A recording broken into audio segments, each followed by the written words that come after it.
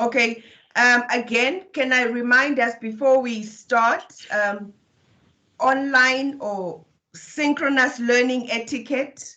Please, whenever you join the classroom, like you would do, you would ask to be silent because the teacher has already started. Please mute yourself. And I would suggest that we also, if you are not going to be speaking or you're not called upon, please do switch off your video because it will help with the bandwidth and it will save your data. Because when your video is on, then you are also taking a lot of the data. So thank you very, very, very much, everybody. Today, we are continuing with those modules that we are calling enabling modules. Today, we are looking at building leadership capacity and developing of staff. So my name is Tulim Shungu. For those who have not met me yet, Dumelang Bomam Bolitate, we welcome you. I'm going to be working with my more than able colleague this morning, Molly. Say hello, Molly, to everybody. Dumalang, everybody, from a very cold Durban. Thank you, Molly. And we have Katleho, who's been helping you on your WhatsApp in terms of being connected. But Katleho is here representing the British Council, and he's going to be part of our support team. I know we have Tabisa, who is from the regional office. She's also here on the call, and she's just going to be here to support us from the background. So good morning, everybody. Let's get started because time is a precious resource, right? So before we start, it's important for us to also think about bringing some of the learning that we had from the previous sessions into the room, right? Because this is the third session that we are here together in the classroom. So we must do a little bit of a recap, right? So I'm going to ask quick questions, and I'm going to ask you to just lift your name up or just unmute yourself and answer, please, because I had a plan of calling people out, so I'm not sure if people are in the room. But what I want you to think about, for you who are here, I'm going to give you just 2 minutes to think about this before then I ask people to start giving us some of their reflections. So I've got 3 questions there for you. The first question I would like you to think about is, what SMART challenge have you identified? And do tell us just one thing that you have done already to get yourself started. So Molly and Sis Vuyo have been encouraging you to look at your schools, look at the challenges in your community, whether it's in your school or it is in your classroom. Remember, we are talking to leaders and we are saying to ourselves, we are leaders. So you're either a leader of your school or you are a leader of your classroom. So everybody who's on this call today and everybody who's joined us for this enabling module is a leader. So that's the assumption that we are holding. So Molly and myself, we are leaders of this session, which is happening at the moment. So we are leaders of the classroom. So we have been asking you, after we introduce you to all the core skills, we said, here are the core skills. So can you please look at a challenge that you can tackle in your school? And then obviously in this time that has already passed, there must be something that you have already started to do, even just one thing. So think about that. I'm going to ask you to share. So the second question is, who and how are you communicating and collaborating with the people that you are going to be working with? So you've identified a challenge. Obviously, you are not going to be working on this alone. You're going to be working with people maybe within the school community, or there's another learning circle or another learning community that you're already thinking of. So how are you planning to collaborate and communicate with those people? And then the third question I would like you to think about, how are you going to include and enthuse? You know, like we've been enthusing you and exciting you this morning, your teachers, your learners, and your parents about this challenge that you know that you can tackle. And it is, you know, KISS it's a challenge that you've kept simple, sunshine. So you haven't chosen something that when you mention to them, they're going to say, how are you going to deal with this thing in 6 months, right? It's something that you've chosen. People are saying, okay, this is something that is a small enough bite chunk that we can tackle. And then you are going to be there as a teacher, as a head teacher who is a leader in your school and a leader in your classroom, to excite people, to make sure that whatever challenge that you can tackle when it comes to 6 months and you have to come back and share with us, we will be excited as we were excited together this morning. So I'm going to give you just 2 minutes to think about this, and then I'm going to ask 2 people to unmute and just share what they are thinking. Okay? So your 2 minutes starts now. Could you please repeat your questions, please? Okay, can you see the slide? Are you able to see my slide? Yes. Yeah, so the questions are on the slide. Okay. Thank you.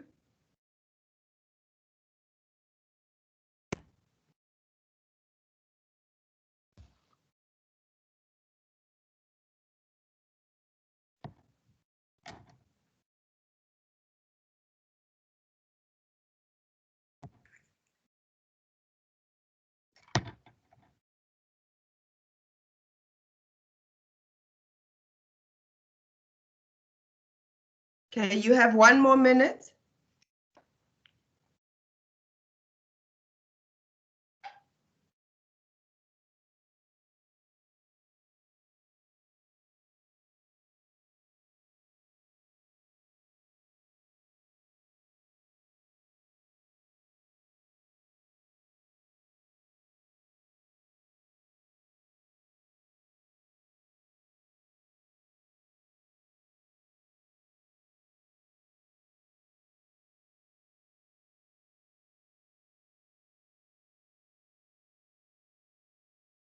Okay, the 2 minutes is up.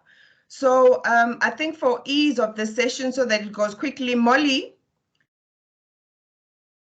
are you there? Yes. May I please ask you to help me look at who we have on, I can't see the participants that we have on the call.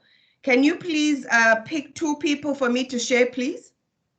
Okay. Thank you. We have Sidwell. We have So Sidwell, can you share with us?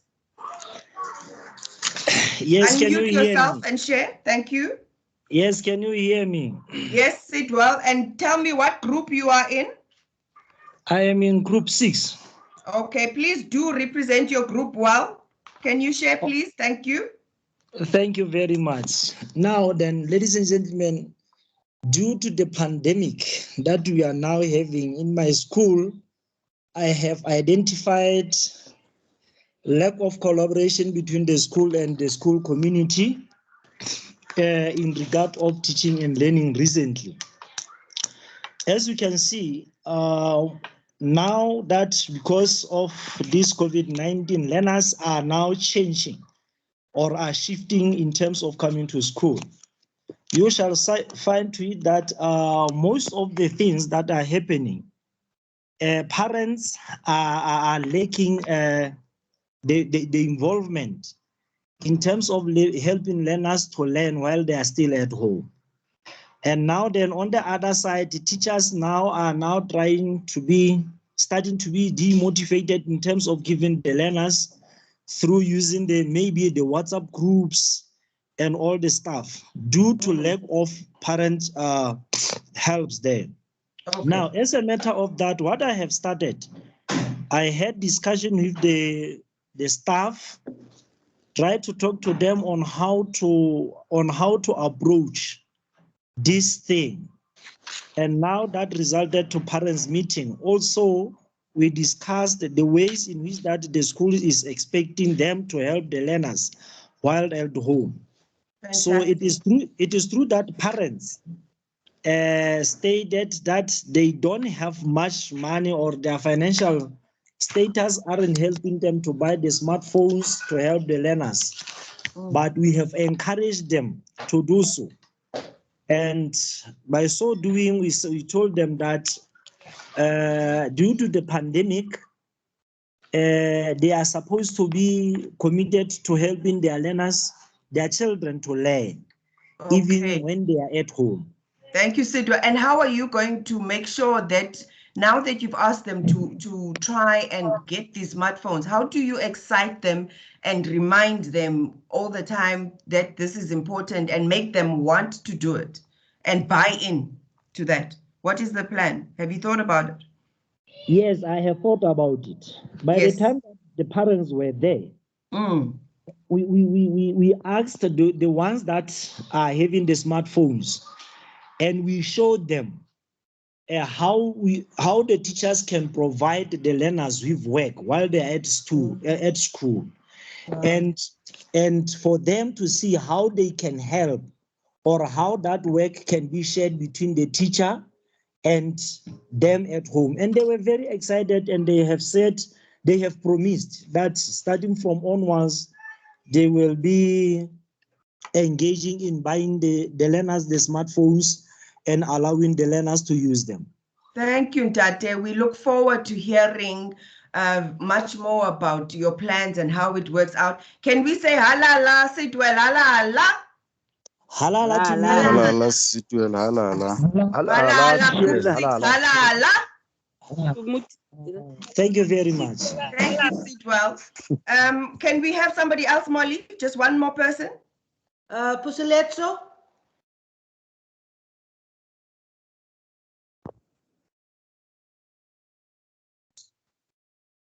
Hello. Okay, we got Poker, September Poker. Yes, his hand is up. Thank you. Yeah. Yes, you can share, Baba. And tell us what group you are in. I'm in group 3. Thank you. Yes. Good morning, everybody. Good morning. I've just started to motivate learners by giving them the certificate of achievement, as we have been doing the Phonics program that we have just started in the beginning of the year. So those certificates we gave them for the best learners who have achieved our goals. We have just set maybe 2 sets. So those who have achieved to master those 2 sets of Phonics, we awarded the certificate with them to them. Then I talked with the parents so that they can buy smartphones for the learners, where we have just uploaded the Phonics app so that they can still help them while they are at home. Wow. Wow. Fantastic. Again, you know, we can see how we are starting to understand that the 4IR is here, and we need to encourage our communities to join. So fantastic. Again, what I'm enjoying is that everybody is identifying something. Keep it simple, sunshine. Remember, small is okay. So can we say halala poka halala? Halala Poka, halala. Halala Poka, halala. Halala group 3 halala. Thank you very much. Thank you so much. So everybody else, right? So we've heard from group 3, we've heard from group 6, but I am sure because journaling is one of the ways of learning.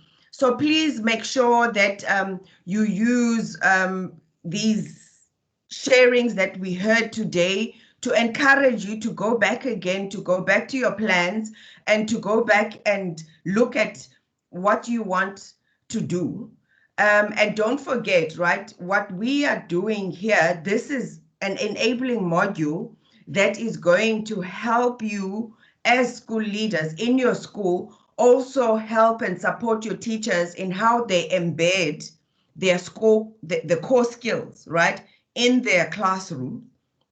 And also how you, in the projects and in the challenges that you've picked, don't forget that you also want to introduce those core skills, which is why I purposefully included the communicating and collaboration, and I can see it's something that is already happening in the schools. And you'll find that when you start especially dealing with question 3, which is how do you include and enthuse your teachers, your learners, and your parents, critical thinking and problem solving is going to be there. You know, student leadership and personal leadership is something that is going to come with key. We're already talking about how we want to encourage parents to look at buying these smartphones, which means that we are also starting to recognize that digital literacy is a core skill that we want to look at. Of course, citizenship. You know, I'm liking the fact that citizenship, I can already see people now are starting to feel that they're citizens of the school. I loved the example of how teachers were now sitting with parents on these smartphones and showing parents what they can do and how they can support the learning of their children. Now, I get excited because Molly always reminds us that, you know, before you can be a citizen of Lesotho, you have to see yourself as a citizen of your school. And we have to keep encouraging parents to know that this is their school, they are citizens of their school, and you are all working together to make sure that teaching and learning happens in your school. Creativity and imagination is going to be a core skill that you will have to hold on very strongly in your projects. Because as we heard from the beginning, Sidwell said that because we are all trying to continue teaching and learning in our schools during a pandemic, so this is requiring us to think differently. So critical thinking and problem solving, creativity and imagination, those are core skills that you're going to need, and you're probably going to see that they will come up and you have to think about them in everything that you do. So halala everybody, and halala to even those groups, those people who haven't had an opportunity to share. So now that's the recap. Let's see what we are going to be doing this morning. Molly, may I ask for you to find me somebody else again in the chat who's going to read the outcomes for us, please? Lebohang? Lebohang? Lebohang, can you see the screen where you are? Yes, ma'am. Lebohang, please can you just read the objectives for us for today? Thank you, ma'am. Thank you. What group are you from, Lebohang? I am from Group 3. Group 3. Thank you, Lebohang. Thank you, ma'am. By the end of the module, you will be able to understand the relationship between motivation and staff performance. Secondly, consider options for motivating staff and managing demotivated staff. Number 3, review approaches to professional learning and development. Number 4 says, explore the relationship between professional development and student outcomes. The last one says, understand how to distribute leadership to build capacity across the school. Thank you so much, Lebohang, for reading that for us so articulately.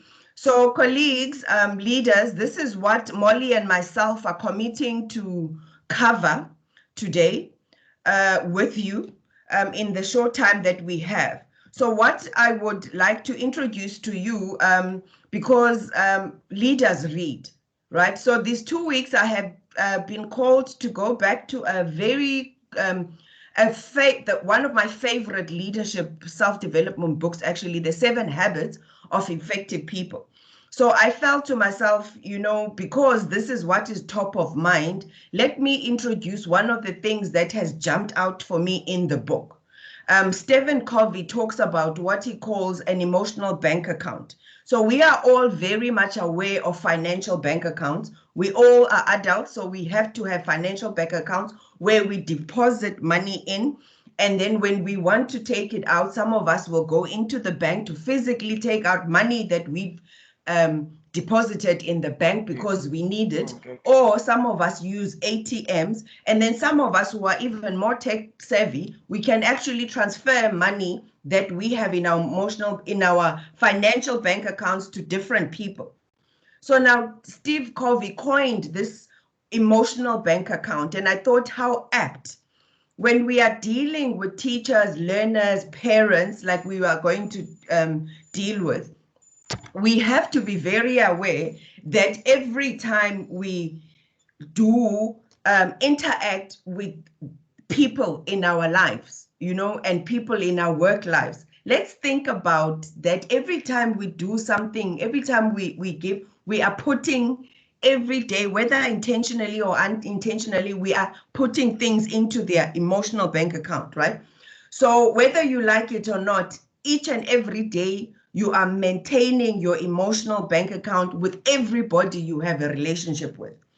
And what I loved, you know, last night, I deliberately decided to send a message of these groups just to enthuse everybody and make them look forward to meeting us today.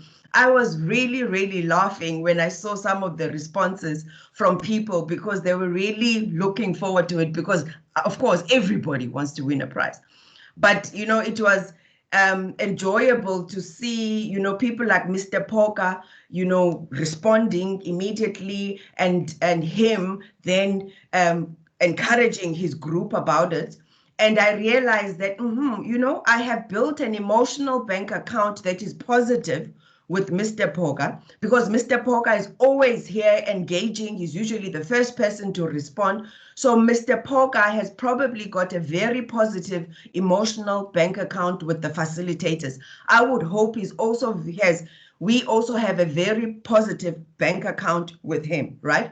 So like he says, the bank account, like any bank account, financial or whatever, it starts neutral, right? So it starts neutral, like in finances, you start with zero and then you put money and then you keep seeing the numbers up. Same as the emotional bank account, when you have relationships, when your new teacher comes, when a new learner comes, somebody joins your member of staff, you start from a neutral bank account. And as you interact with each other, and as you will see, as you interact with each other in progress, it's either you're going to be making deposits or you're going to be making withdrawals. For example, withdrawals will be when you set a meeting with parents and then parents all confirm that they are going to come, and then on the day no parent is there. Obviously, they will have made a withdrawal with you, right? So if the account goes into negative, this is very hard because then it means that trust has been broken. So for example, if we keep setting up these workshops and these enabling modules, and we keep setting exercises for you, and people don't go into Google Classroom, people don't engage with us, surely then those are withdrawals that are made with us, from us as facilitators. And then it means that the trust and the relationship that we've built with all of you as participants from session 1 up to now, the trust will be broken. So I thought that let me introduce that language, you know, so that we start using that language of emotional bank accounts, because it also helps you when you start working with people. It also helps you separate the problem from the people. Because as a receiver, you are the one who can decide whether your emotional bank account, it has been a deposit or it has been a withdrawal. So since we've started this morning, the way that you've been engaging, the way that people have been greeting us, the energy in the room, we've definitely been making deposits with each other.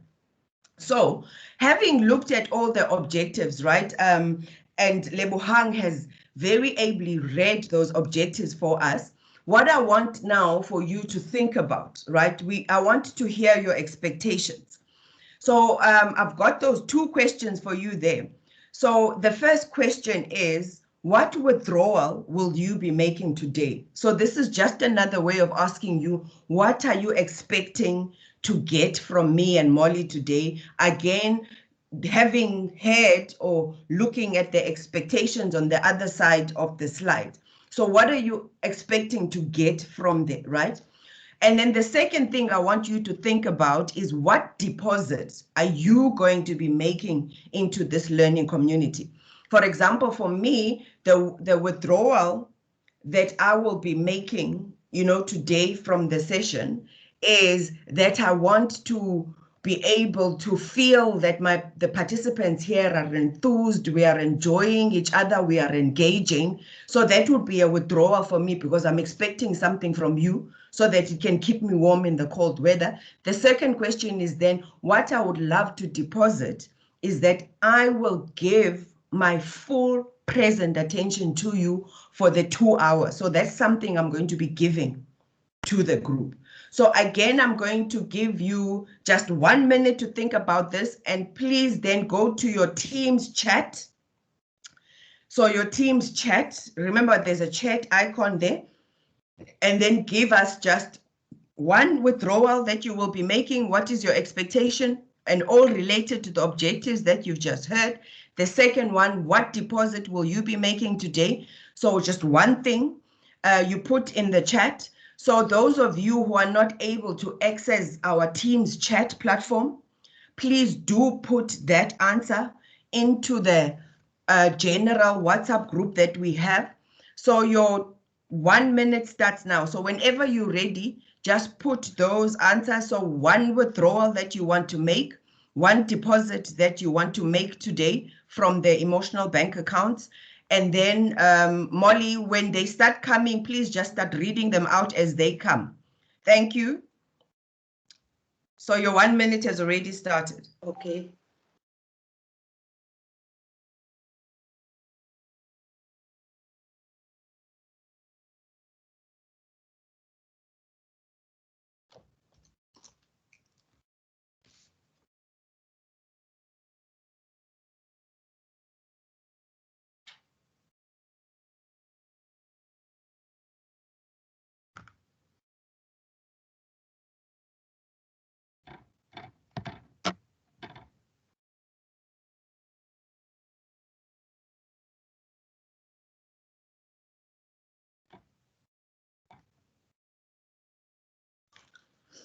Anything coming up? Not as yet. Come on, there must be something that you are expecting. The chat is very active. People I are can really, see with they are the chat really is having active with difficulty. bad weather. Yeah. Due to bad weather conditions, signal is not good. Mm. Some people are even asking for a postponement. Okay, I think let's just honor this conversation because it's obviously important. Kat? Katlego? Yes. The chat is very active about people. Yes, they are here, they're joining, but they can't hear us so well because the signal is really bad. Some people are asking whether it's possible for us to postpone. There's a lot of crying faces. There's a lot of sad faces.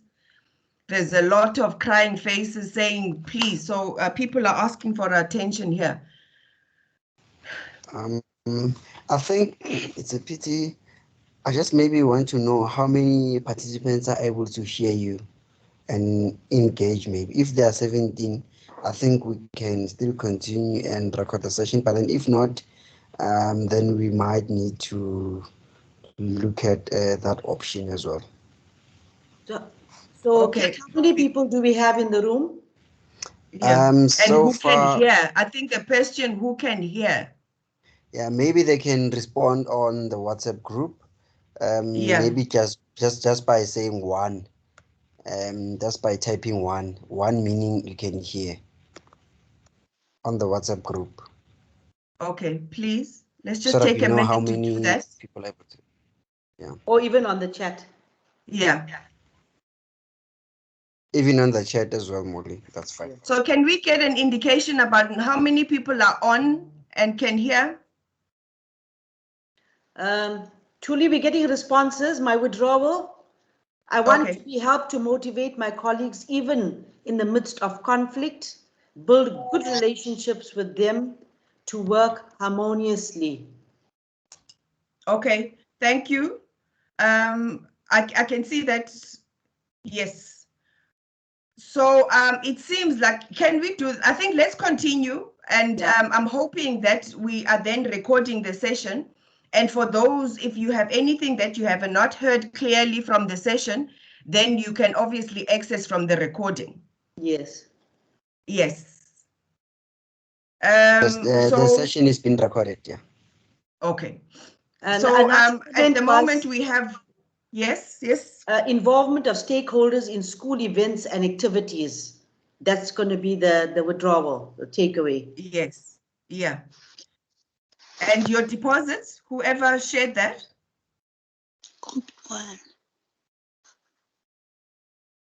Yes, I can see the deposit is I'll fully be committed. I'll fully comment in the section, my full commitment in the session. Thank you so much. Can we have just one more? But what I'll do, I'll continue. For those people, I'm also thinking that there might just be a delayed response that we're experiencing. Please do continue putting on the chat, and then Molly will pick up on those as we go. Yeah. Idea of motivating staff, fully comment in the session. That's one of the deposits. Yes. I want to be helped to motivate my colleague. I read that one. So fully comment in the session. So those are positive comments. Thank you. So what we've learned now, this is just another way that you can use with your staff members. Remember, you are leaders in your schools and your leaders in your classroom. This is just another way that you can use when you start, whether it's a staff meeting or when you start in your classroom with children. Just ask people about withdrawals and deposit. This is a very good way to make people ensure that, you know, whatever it is that they are doing, they must know they are either making withdrawals with you or they are making deposits. So thank you very much. Continue putting those objectives, those expectations for us, because it will help Molly and I go back and make sure that by the end of the session, we check whether your withdrawals, we don't want you to go to the ATM of our emotional bank account and find it empty, so that we know if there's anything else that on our side we need to deposit so that you are able to withdraw when you need to withdraw. So thank you very much for that, right? So again, just to bring a little bit of the previous learning into the room, where we are, right? Again, when Molly and Sis Vuyo started, we said that we are continuing to work with each other as leaders, and we are going to use this hybrid model of learning. And they mentioned that there is asynchronous learning. This is all the conversations we've been communicating and collaborating via WhatsApp, via Google Classroom together, right? And now what we are doing is we are online, we are in class, and we are continuing. This is asynchronous learning. So I want to quickly go back and check, right? So the first one, I want to acknowledge, because I think for time, I want to acknowledge that I sent a video to you, and this video, you know, you got to listen to who I call Auntie Rita. I really love her, and a lot of people have commented on Google's Classrooms. So if you haven't seen what other people's reflections are on Auntie Rita's video, please go back and look at that, right? But what she's saying every child deserves a champion. An adult will never give up on them, who understands the power of connection and insists that they become the best that they possibly can. So basically, this is what we want to be for our children. We want to be their champions. When they come to school, we don't want them to feel, even if they don't get things right from the beginning, but we want them to feel that, okay, you don't have it yet, but we promise if you continue to put in effort, you will get that, right? And then there was a second exercise that we gave to you, and this was me saying, I want to take you back down memory lane. There is Maslow's, the hierarchy of needs, right? And I said down memory lane because all of us in our education space or in our journeys, we've met with the Maslow's theory of hierarchy of needs, one way or the other. So I wanted to make sure that you go back, asynchronous learning again, go and listen. I sent a video, and also go and research so that you can remind yourself of what those Maslow's needs are, right? So, and I'm hoping that people did do that work, and I asked you to go and journal and I asked you specific questions that I said I'm going to ask people just to answer in the classroom. So again, I'm going to ask Molly if you can go to the chat for me and check give me just one other person. Molly, if you can find one person from the chat, somebody who hasn't had their voice heard yet, possibly, just to tell us a reflection from what they heard. There were questions that I asked relating to Maslow's. So if they can just answer those questions as they put in their journals. Thank you, Molly. Falitso, Rampone.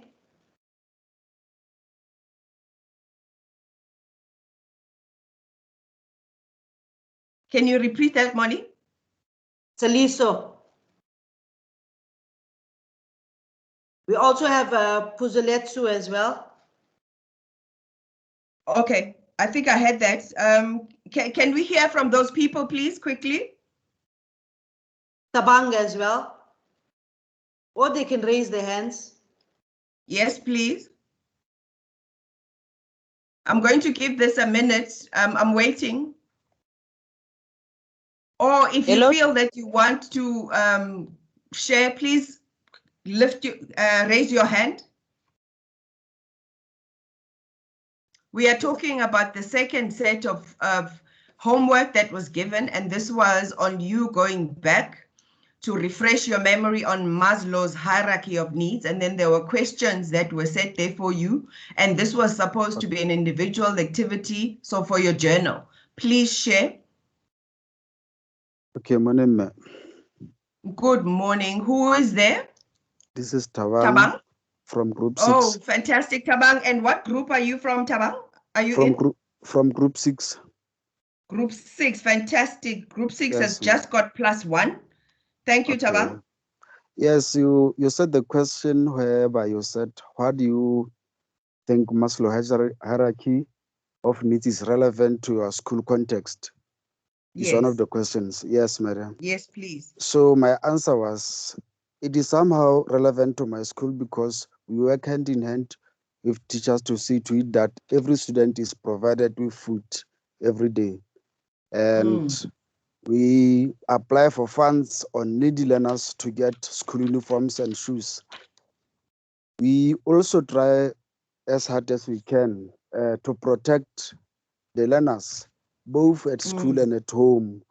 And to a situation whereby we found that the learner is abused at home, we follow some law measures to make sure that such learner is protected. And we even go further by counseling her, make sure that he is psychologically stable. That's how far I have gone, madam. Okay, so fantastic. That is very good, Ndate. And it means for me, what I'm seeing that your school really does focus on the physical and security needs of the students, right? That's so those two hierarchies of needs. So thank you very much. Halala, halala, Group 6, halala. Thank you. Halala. So one more person. Remember, you are here also representing your group. Can we hear? Who is there? Who is there? Hello. Hello, Ndate. What group? Your name and what group? Fusi Pitela, Group 3. Group 3. Group 3 has just had another +1. Congratulations. Right. So can we hear, sir? In relationship with Maslow hierarchy of needs, so we know that it is dealing with the respect, love, and recognition. So all at school, the teachers, the learners, they need to be loved, they need to be respected, and they need to be known, or they need to be know what to do. Yeah, definitely. Thank you. Thank you. Thank you, Ndate. So Group 6, I see I'll just take one more hand. There's one more hand up on this. Yes, hello? Yes, Ndate. What group? Group 4. Your name and the group? Sidiso. Yes, Sidiso. What group are you in? Group 4. Group 4. Group 4 is 1+1. Congratulations. Yes, is this so? As my school hierarchy of needs help teachers to be aware of questions, different levels of questions that they have, they ask learners, so that the learners will be able to be aware of different levels of questions that they can come across in teaching and learning. Okay. Okay. So in terms of Maslow's hierarchy of needs, what needs do you think that you are meeting now? Because it sounds like to me you're talking now that you want to give your teachers the skill of asking questions that will encourage deep learning. That's what I'm hearing. Is it correct? Yes. Yes. So what level of needs do you think you are? I think for me, I would say that in the Maslow's triangle, that's you actually now wanting to focus on meeting, the social needs, that need of being loved, of belonging, and the need of inclusion, because now students have a right to answer. They have a right to take responsibility for their own teaching and learning by asking questions, isn't it? So halala to the people who contributed. Halala. Halala to everybody. Halala. Can I have someone there to me? Yeah. So thank you. So thank you very much. All right. This is also just for me to check first that people did go and do the reading. Just to summarize, right? So one of the things that we want to get out of Maslow's theory. So what Maslow is saying is that, first of all, these are the hierarchy of needs, right? From the bottom, he says people have this, you start with basic needs, and then once your basic needs are met and are met consistently, then you can move to what we call their safety needs, right? And then once the safety needs are met, then you need to move to belonging needs. And then once belonging needs are met, you move to the level 4, which is called esteem needs. And then teachers go up to, you can move them then to what we call the self-actualization needs. This is where your teachers are at the point, Molly would call it nirvana, where teachers are feeling so fulfilled and they're sure that they are now living their life's purpose, and their life's purpose is to be part of teaching and learning. Right. So what, as school leaders and as leaders of teaching and learning in school and teaching and learning in your classrooms, right? You also want to then create a culture where your teachers get to that point of belonging, which is your higher level needs, and get to that point of feeling that they are fulfilled and feeling that they are living their passion. You don't want to have teachers who are continuously thinking that they are in teaching and learning, but they are looking for other careers, right?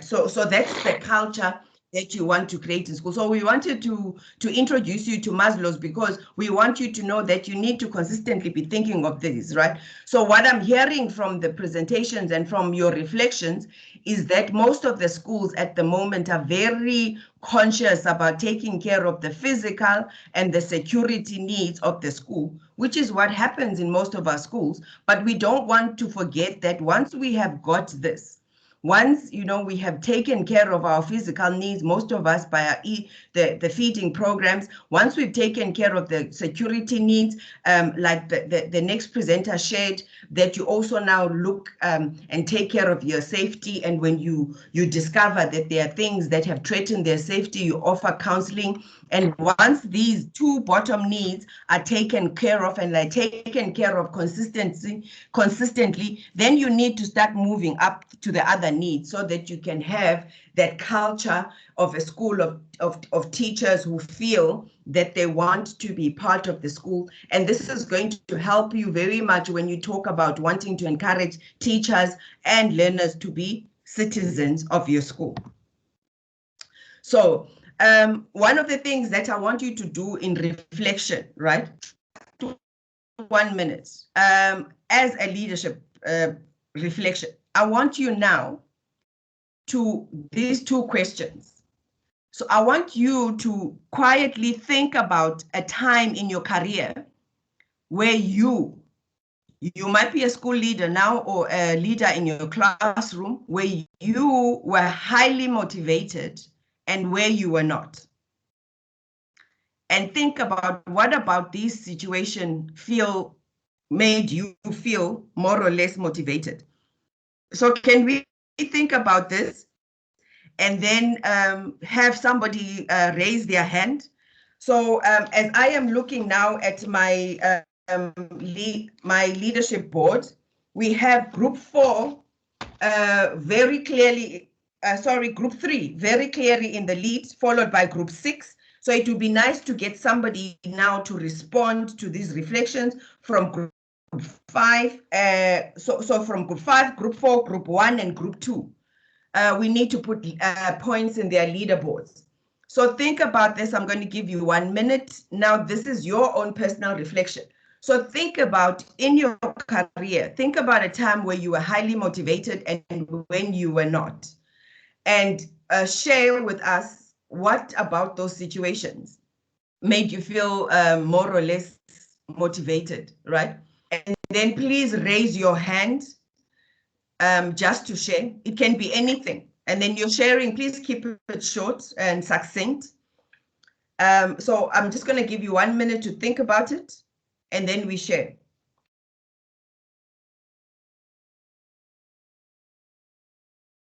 So whenever you're ready to share, please do pop like popcorn by raising your hand.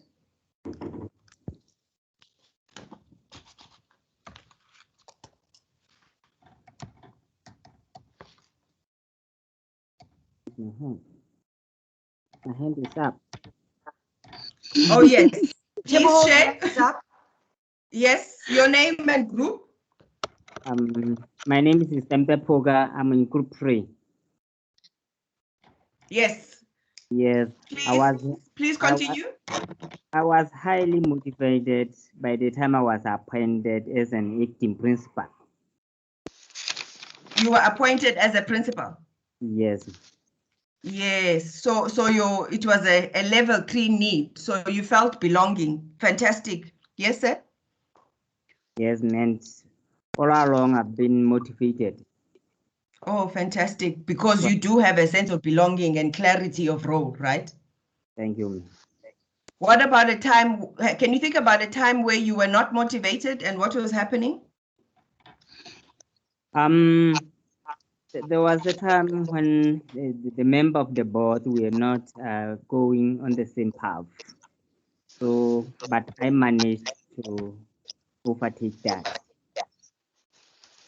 We didn't agree together with some of the members of the school board, but concerning my appointment. But as time goes on, everything was settled. Are we still together? Hello, me. Hello. Yes, we can hear you. Okay. Yes, I said I was demotivated by some of the board members who did not agree upon my appointment as an acting principal. But as time went on, everything was solved. Thank you. And then how can you be motivated? So tell me, what group are you in? What group are you in? Group 3. Group 3. Thank you. Fantastic group. Okay, what I'll do, can you continue, please, writing? Okay. Can I make an inclusion there? Tuli?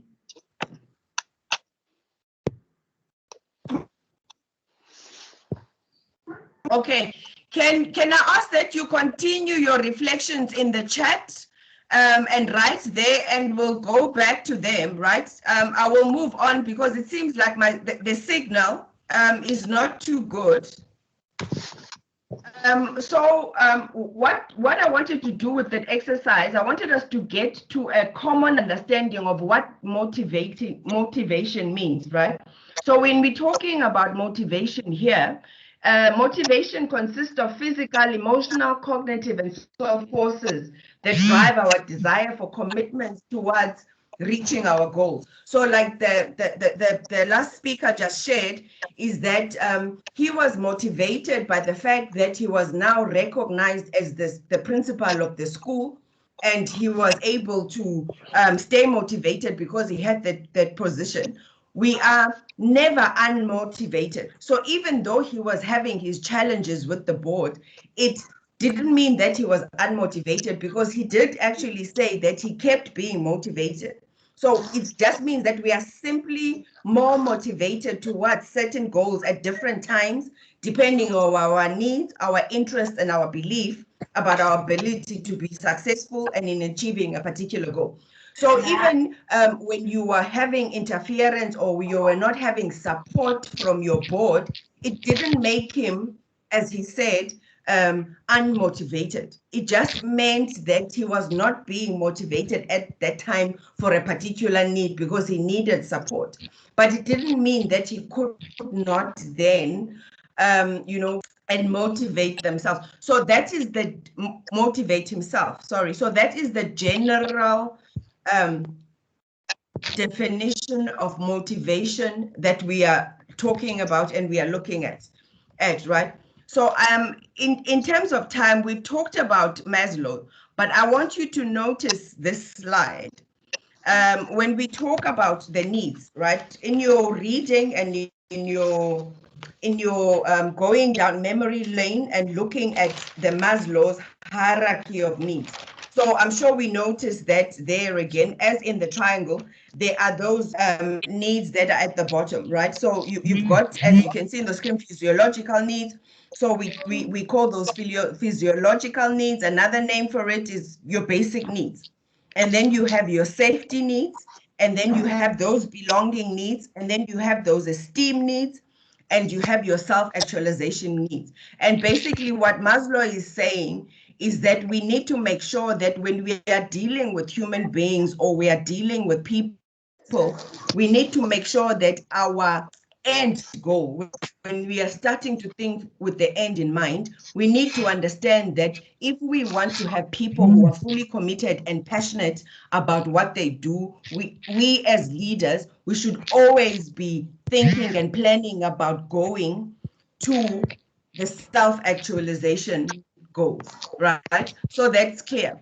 So if you can see, one of the things that I want you to take note is that in your schooling situation, what happens is if these lower order needs are met, basically what it means is that people are dead. So you can imagine when you're talking about those basic needs, these are basic needs for air and water.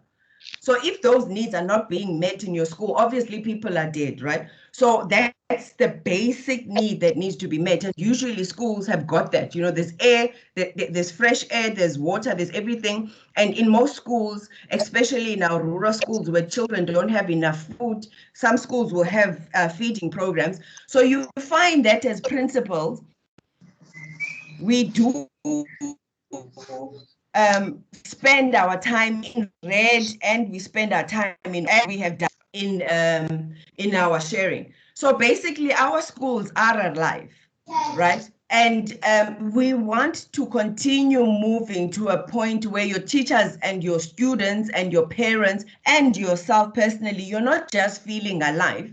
You want to make sure that people start moving to where they have a sense of belonging. And when we're talking about a sense of belonging, like Sidwell shared, a sense of belonging will come when people, let's say, will have a pension in the school. All of a sudden, they are not just called acting teachers or supporting teachers. They start having tenure in the school. So where people have their full appointments, and then they have the feeling that actually now I belong belong to the school, and they can start say, I am a full citizen of the school. Because you know, when you feel like you're a citizen of Lesotho and you're a citizen of the school, you start acting differently because your beliefs and your behavior will change because you are feeling a sense of belonging. And where we want to aim for, you don't just want people to feel like they belong. Yes, now they've got tenure, and then they start to relax and just want to get to school and show up and take the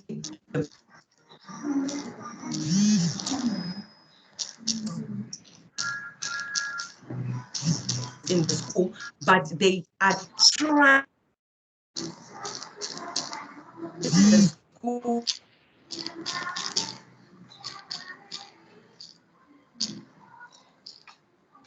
I feel like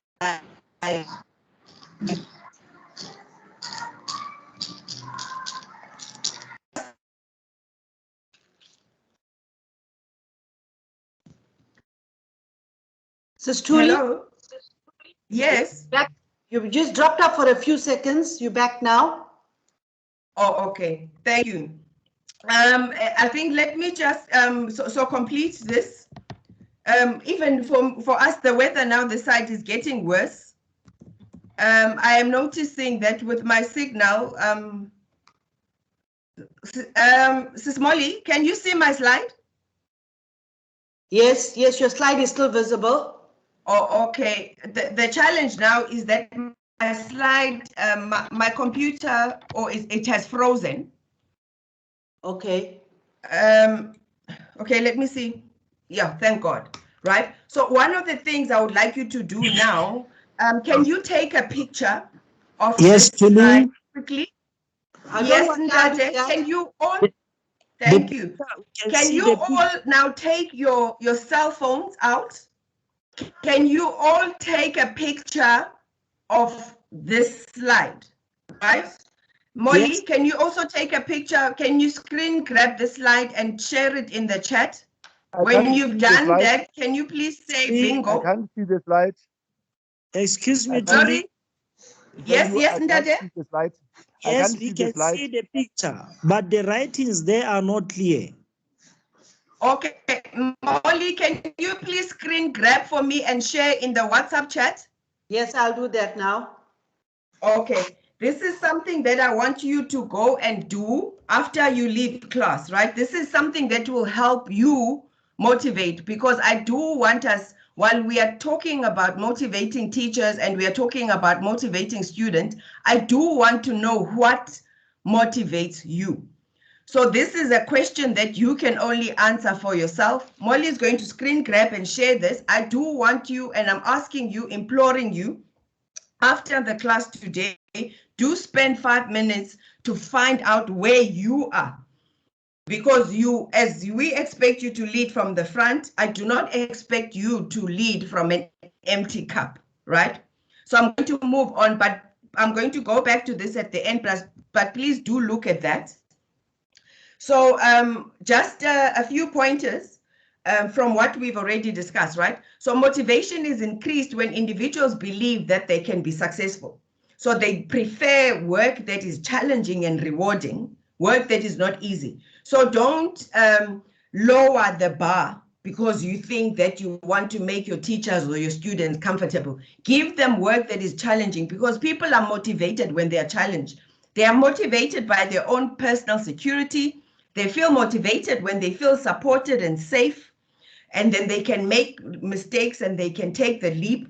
And remember, in your school, you also want to encourage them that we want to build the ship while we're sailing. So you are here now upskilling yourself, and you want to go back and give the skills back to the people in your school. So you want to encourage them to build the ship while they are sailing. So although you are bringing in new learning and new information, you don't want people now to stop and wait for you. You want them to continue and take whatever it is that they get from you as something that is going to improve their learning. So remember this, right? Even for you, as you are thinking, who motivates you? Motivation comes from within, but a working environment can also enhance or diminish motivation. So we've heard with the person who, yes, he was happy and he was motivated because he was the principal of the school, but you can also, his motivation at some points can be diminished if then, although he has been appointed, but he does not have support from the board.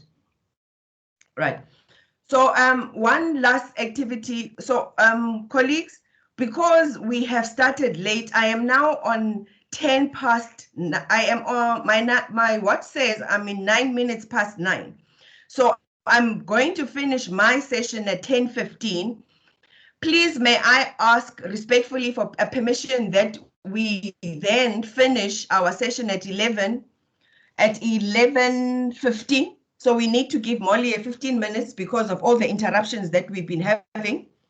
Can I hear a bingo if people are okay with that? Bingo. Thank you.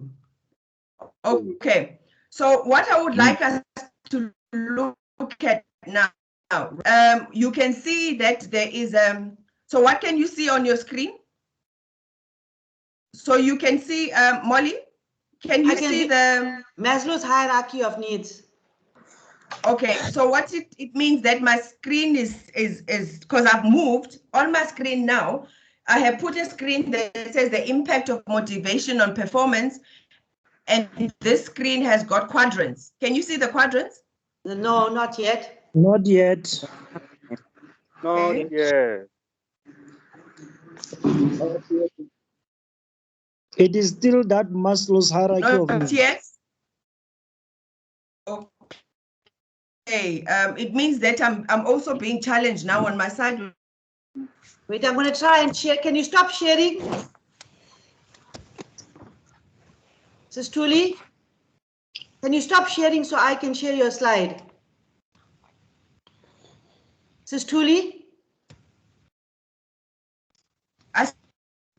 Can you stop sharing so I can share the slide? Yes, it looks like it says I've stopped sharing from my side. Okay, I will get off the call, Katleho, and then I'll try and come back in. Right, can you see the slide now? No, I'll get off the call and try to come in. Not yet, Molly. Because I'm sharing your slide now. Okay. It's not yet there, Molly. Okay.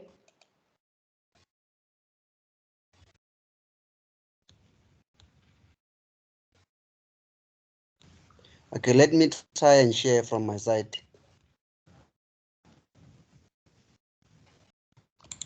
Okay, I'm trying again.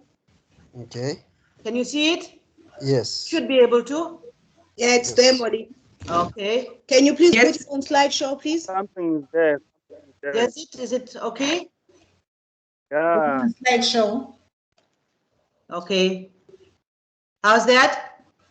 Yes. Awesome. Thank you. It's okay. Thank you It's so okay. much. Thank you. Fantastic. Thank you so much. That is, ladies and gentlemen, how you do critical thinking and problem solving, communication and collaboration just demonstrated there. Can we say halala to Molly, halala?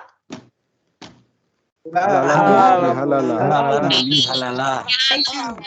Just quickly, so thank you. So just quickly, you can all see that there's a quadrant here, a quadrant there before you.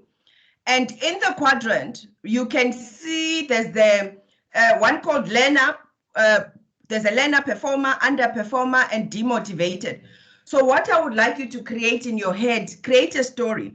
You have, as school leaders, remember you're a leader of a school or you're a leader in the classroom, you have somebody who's just come into the school, right? So that person who has just come into the school would obviously fall into the person has been, they just received tenure, so they are feeling that they're on a little bit higher on the quadrant. They're feeling highly motivated, but they have very low skills, right? So those people will need to be, they will need your attention. Obviously, it means that they will need a lot of coaching and mentoring, and they will need a lot of motivation from you, right? So you will have to put high motivation to the person who is really coming into your school. And then when you continue, you have people who are performing, right? They are very high motivated in your school and they're high performing. So these are people in your school who probably been in the school for a while and you constantly being meeting their lower level needs in Maslow's hierarchy, and you've maintained that. They've gotten to a point where they are also feeling that they have tenure and they are slowly creeping into feeling, actually they're not creeping into feeling, they are active citizens of the school and of the school, the leader of your school or a leader of the classroom. This is where you want your school and your teachers and your learners and even the parents to be. You want very high motivated people. You want to have very high skilled people. But you cannot get this if you haven't gone through the other quadrants. So you also do have in your school, remember what I said before, right? Everybody has got intrinsic motivation in them. So you never can be unmotivated, but there can always be factors that come in that make people a little bit less motivated. So you always have also those people in your school that you feel are underperformers, right? They are the people in your school who are very motivation, your teachers, and usually these are teachers who probably be in your school for a while. They are low motivated, and but you know that because they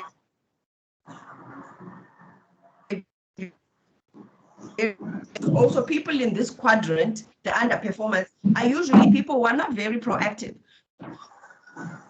So these are have to use extrinsic, sometimes motivation, just like I used in the beginning of the class when I said that there would be medals. You know, these people will need you to put a high level of motivation.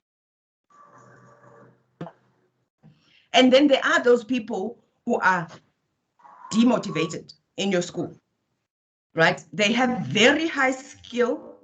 These are people who are very high skills, but they just feel that they are not motivated or they're not feeling as active citizens of this particular school, whether it's a leadership issue or because they have the skill, but they just don't feel that they want to act as active citizens. They don't want to feel like they want to communicate and collaborate. They don't want to use any creativity in the school. And yes, they do have personal leadership, but they just are not feeling that this is something that they want to invest in the school. As you can now see my arrows, right?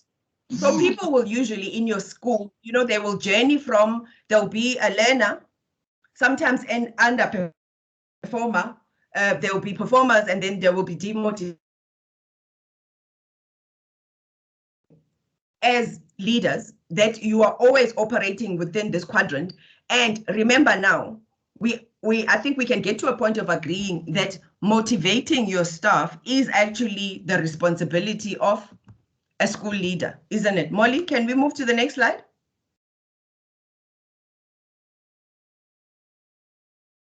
Okay, so this was going to be an activity that I was going to ask us to do in the classroom. So because we are already, Molly, at 10:17, can I get permission that the activities I put as work for after the classroom, or what do I do? Because time is really hitting me. Molly, can I just get a quick indication from you? Yes, we can put it as a Google Classroom activity and on the WhatsApp group. Yes. So what I'll do, I will put a Google Classroom activity and in the WhatsApp group. And this is going to be something that I'm going to ask the groups to do together. So I will follow up. And this is basically going to be about embedding learning on Maslow's theory and how we apply it, how we apply the quadrant in your schools. So I will put it on Google Classrooms and I will put it on the chat so that we can work on it during the week as teachers. Molly, just give me the last slide so that I can hand over to you. Yeah. So again, I just want to say this, right? So this is about us as leaders being proactive. So try not to be reactive. So don't wait until your teachers are demotivated or are feeling a little bit less motivated before you think that you need to motivate them. Ideally, you want all your staff in the performer quadrant where they are motivated and their skills are high. So we will see that, and we'll see it as we highly interact. But if I just want to leave with you that be proactive, don't wait until people are in the quadrant where they are demotivated. Do go in there and do aim for yourself as a leader. Aim that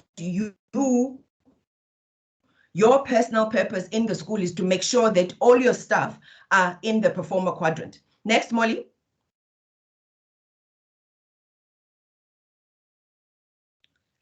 Next one, I also put this in the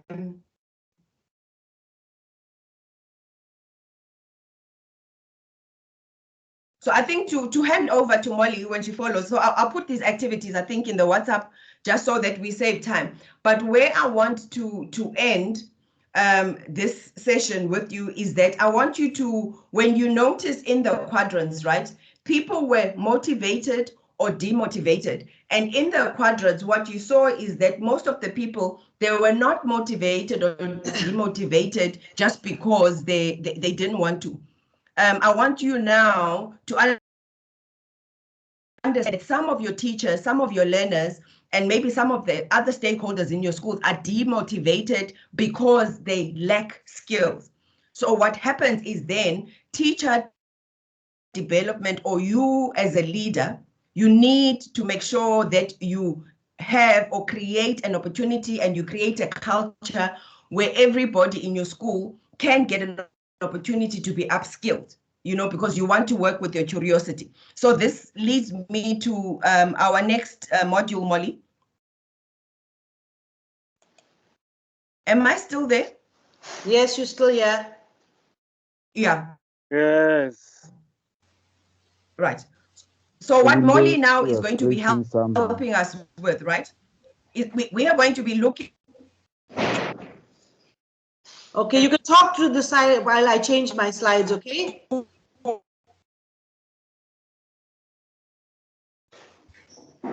What are things that are causing that underperformance? Yes, it's Will. No, I was going to put emphasis on the fact that they need to look at these activities that you are giving them, because next week's session that I am doing on leading, teaching, and learning, I will be referring to these. I will be embedding them. So it's very important that they do it as part of post-reading and as part of pre-reading. Yes, and I'll put Buyo, emphasis on it. Thanks. Yes, and I think one of the deposits that I will be making into that emotional bank account, I'm going to make sure that as soon as we get off the call, I set up and create an opportunity for all our participants to be able to do so. Sis Molly. Okay, can you see my slides, Sis Buyo? No, my dear, it's not there. Okay.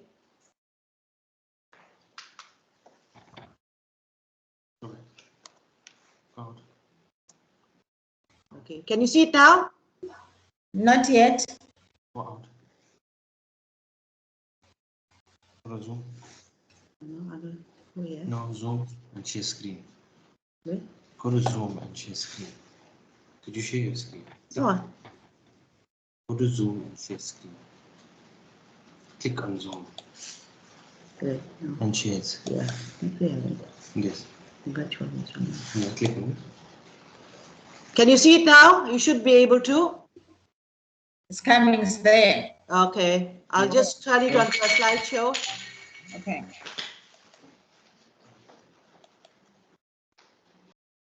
Okay. Thank you, Sis Buyo. Let's give a big halala to Sis Buyo, everybody. Halala. Sorry, to Sis Tuli. Halala, Sis Tuli. Halala, Sis Tuli. Halala, sis. Halala. Halala. Halala. Thank you, Sis Tuli. So, Sis Tuli, And Dumalang once again. So Sis Tuli pointed out two very important aspects of building capacity. So it's about professional learning and development. Two factors that are crucially important. The first one being motivation, and the second one is capacity building. Now, I want this to be on top of our mind. Motivation, capacity building. So at this point, and Sis Tuli and I always say, our job is to make you a bit uncomfortable. And when we are uncomfortable, it is then that we'll start to make changes. So, can I ask Sis Vuyo, because I want to listen to her voice today. Sis Vuyo, can you read the learning outcomes for me? Okay. The first one, explore the relationship between professional development and student outcomes. Secondly, understand how to distribute leadership to build capacity across the school. Thank you, Sis Vuyo. So just about listening to different voices. So right off the bat, I want you to tell me what is your understanding of professional learning and development. So I'm going to give you just a few seconds. What is your understanding of professional learning and development? Sis Tuli will help me and Sis Vuyo to see the hands up. I will also look on the chat, but I'm happy to listen to voices. I love voices.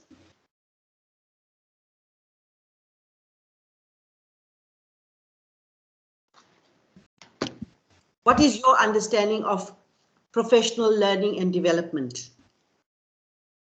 Hello? Yes.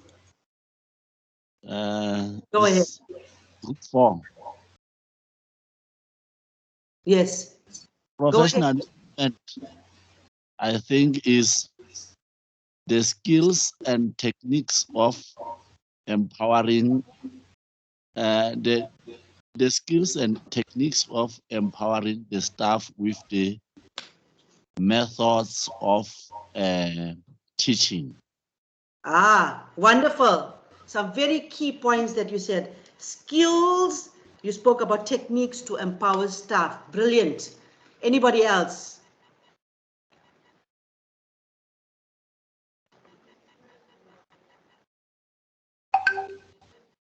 Yes?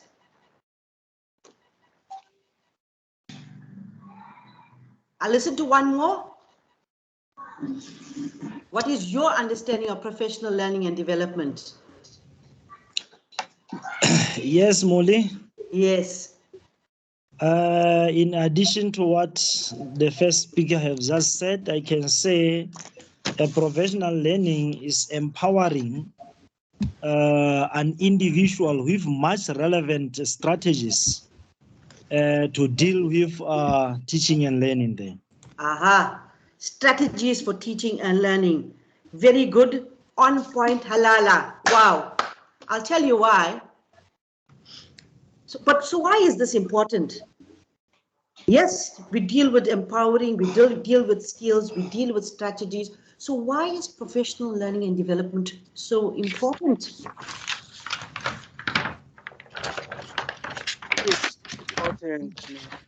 Should I continue? Yes, you can. Memoli, can I know what group leaders you are dealing with so that I can continue having points? I'm back. Sorry. Okay, they will tell you now. Okay, thank you. So they'll identify themselves and the group. Group 6 there. Thank you, group 6. Right. Yes. So why is this important? Group 6 again. Okay, yes, go ahead. It is very important because it keeps the level of motivation and engagement into dealing with work. Brilliant, brilliant. Thank you very much. So let us look at now some definitions of what professional learning and development is. So can I ask Poka to read professional learning and development? Poka, would you like to read that? Yes, ma'am.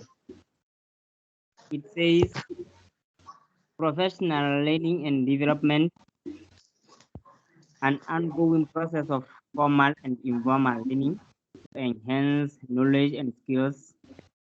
So people learning is enhanced. It should enhance job satisfaction and emphasis. That Great. is, And enthusiasm. Can you see how it is linked to motivation? So it's about knowledge and it is about skills. Look at the second one. the second one says professional learning should increase educator effectiveness and improve results for all students. Right, thank you. So I just want to emphasize that professional learning focuses on learner achievement, right? So, for example, I'll just give you an example. So if a teacher gets a driver's license, will that be professional development? If a teacher studies and gets his or her driver's license, is that professional development?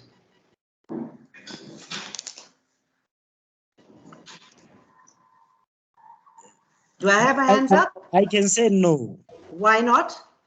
Because it is not related to the people's learning. Absolutely. Thank you. So I wanted to clarify this point. Professional learning deals directly with your profession, and the profession of a teacher focuses on teaching and learning. So anything that you do to enhance teaching and learning will be regarded as professional development.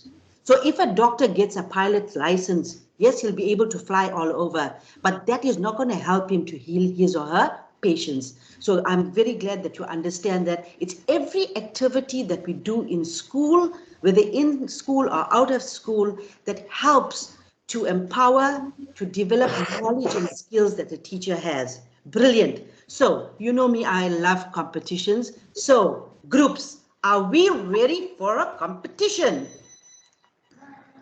Ready. Let me hear, let me say yay. Let me hear yay. Yes. Yes. Yes. Okay. Yes. Brilliant.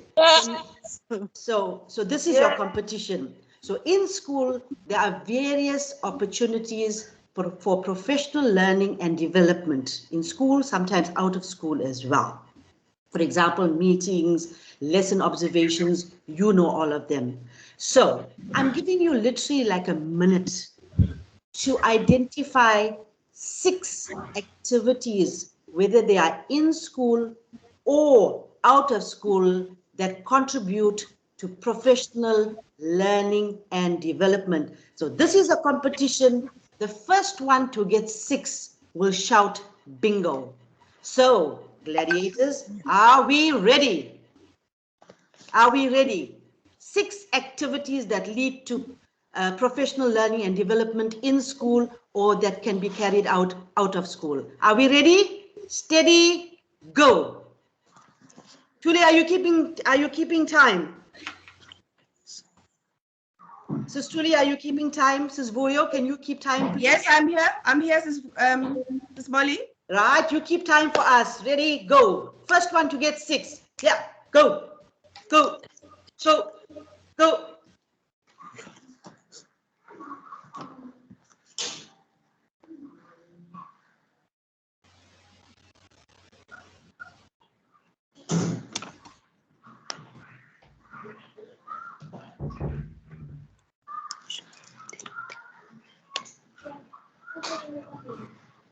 Okay, 1 minute is up. The first one to get 6 will shout bingo. Or even 5, we'll make it 5 as well, that's fine.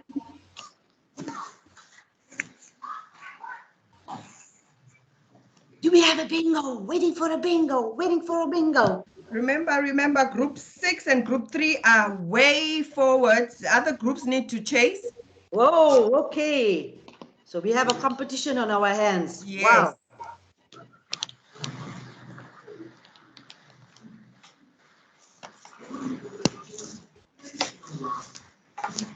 I have managed to make 4. 4, okay. We'll consider that a bingo. 4, great. Do we have more bingos? What group is that? Who is that group? Group 6. Wow. Group 6. Okay. Right, so wait, another bingo. Let's give others an opportunity as well. Do we have another bingo? Bingo. Bingo, right. We've got a second bingo group. Group 4. Group 4. We have group 6. Fantastic. Lovely. Bingo. We've got another bingo. Group 2. Group 2. We got group 2 and 6. Let's wait for another bingo. Bingo with 3. Hey, group 3. Great. I'm from group 6. I have 3 points. Okay. So, can I ask you now to unmute and just give us 2 of the 4 that you have? So the first one was with the group 6. Yes, can I continue? Yes. In terms of professional development, I have identified these points as most crucial. Creating teaching and learning website and or learning post. I do think that if the teachers can be in position to create the learning post for their learners, it will be very useful.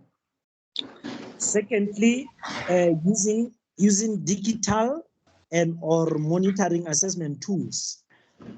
If we can develop professionally in terms of how to use the monitoring tools in teaching and learning, being able to assess learners' performance, teachers' performance digitally, I do think that could be a great professional development. Brilliant. So I'm looking for current practices as well. So what are you currently doing in your school for professional learning and development? So thank you for those lovely points. Halala. Shh. There's a bottle of Coca-Cola for you on this cold day. Psh. Thank you very much.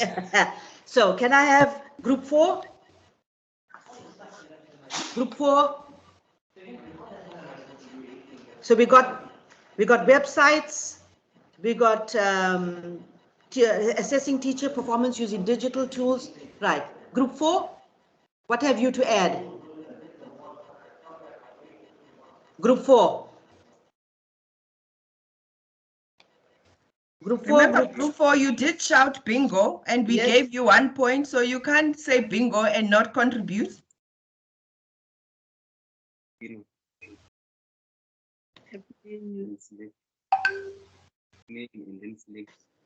Okay, I think you need to be a little bit louder. I can't hear you.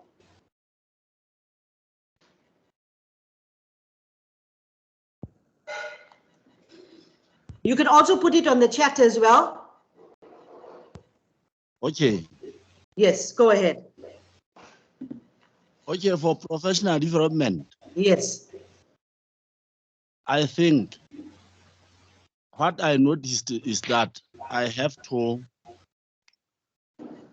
make teachers aware of the teaching methods and learning strategies. Okay. Yes. That is what I have. Empower teaching methods and strategies. Great. Okay. Anything else? Anything else that you do at school that helps to empower teachers, to give them knowledge and skills to as a result in professional learning and development? So what is happening in our schools in Lesotho to provide that kind of professional development and capacity building? That's what I wanted to get. What are we doing? I also have to motivate and or praise teachers so that they do their work to their level best. Okay, to motivate and to praise. Okay. Yes. Parents should be informed of the activities that are being done at school. So if you inform parents of activities, is that professional learning for teachers? Informing of parents.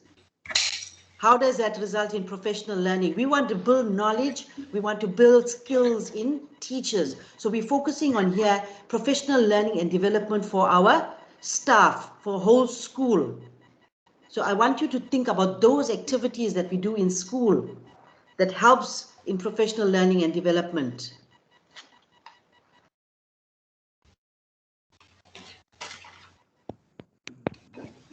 What are some other activities? Okay. Yes, carry on. I can hear one more voice. I'll just listen to one more comment. You can put them in the chat and on the WhatsApp group. Hello? Yes, go ahead. Hello? Hello? Yes, yes, go. I can hear you clearly. Go ahead. Give me 2 points or 1 point. Hello? Yes, I can hear you. Right. Group 3. Yes, group 3. Okay, great. Group 3, Fusi. Yeah, the activities that I can empower the staff on presentation. On their presentation, I have to praise them when they have done well and try to help them to improve where they are low, right? Even in communication, I have to encourage them to communicate appropriately with learners and within themselves, and support the teachers on their assessment. Yeah, those are the activities that we can call them professional at school level. Okay. When they are assessing the learners, I have to support them to see that they are assessing them accordingly and in the way that the learners may be able to see what they are assessed on. Brilliant. Thank so you. Important point there is assessment. So thank you very much. Halala. Shh. Bingo. And a bottle of Coke for you. Bingo. Okay. Bingo, bingo. Hello, I hear can I bingo. Memoli, there's hands up, hands up. Okay. We have Sitempe. Can I add group Can 3? we have Mamelo? Can I add? Okay, I'll take one more. I'll take one Just more. one more. Just one more. Okay. Mamelo? Bingo. Bingo. Yes? I am Nongebo Fosi in group 4. Right, great.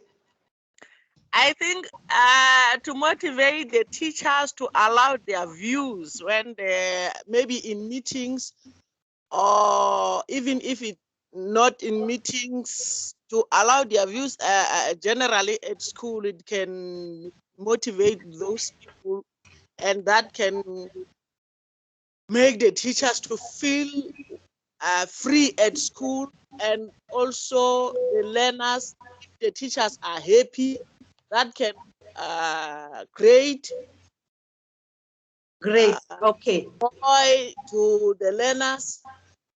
Yeah. Thank you. So motivating the staff, brilliant. So here are some professional learning and development activities that can happen at school, which should be happening at school. We have training courses out of school, training courses in school. Sis Tuli, you want to read the others? Observing practice. Yes, observing practice, reading, undertaking research, social media, studying for qualification, mentoring and coaching them, lesson studying, appreciative inquiry, and people have mentioned that is about motivating your teachers, wanting to catch them doing what is right, action research, joint observations, placements, taking on new tasks. Remember, again, we said push the envelope, joint practice development, shadowing, online learning. Right. Anything, yes. And anything else that you add. And notice how I've highlighted joint practice development, because we raised that point in our previous core skills, introduction to core skill, that joint practice development is underrated. It's something that we can do together with teachers to enhance their skills and their knowledge, and it has a positive impact on learning outcomes, a positive impact on teaching and learning. So these are the various strategies that we can use, but it is underused. So what I'm going to show you is this. So any questions on these methods? Can you see the methods that we can use? So just Memoli, yes, just one thing, please. I have a lot of hands up from the last exercise. Remember, all your groups did get your points when you shouted bingo. So Okay, if you didn't get an opportunity for you to present, you still got a point from your group. Thank you. So can I please ask you to lower your hand so that I can see new hands? But congratulations to all the groups. Well done. Well done, and thank you for participating. I want us to take special note of joint practice development and special note of mentoring and coaching, especially from a leadership point of view. This is critical. So in my next slide, I want you to look at this. So this was very deliberate. These photographs are real photos that have come from a school in Gugulethu Primary from my good sister Vimbi, who is the principal. Now I chose Gugulethu Primary, which is in the Western Cape, because the climate and the environment there can be compared to schools in Lesotho. So I'm just going to give you a brief case study of what these pictures represent, and then I'm going to ask you to look at something and to see some of the professional learning principles she has applied. So if you look at the first picture, this is a picture of foundation phase teachers working together to plan term 1 and 2 for 2021. That's what they are doing, a great example of joint practice development. In the second picture, left below, we see the teachers engaging in the use of technology and how they can use technology in the classroom to enhance teaching and learning. So once again, you can see working as a team, together, each achieves more. And thirdly, you might be very interested to know, this is most interesting. This is a foundation phase teacher who excels in reading and literacy skills.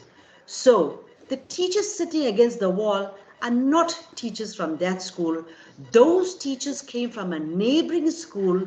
There was a demonstration lesson where best practices were shared.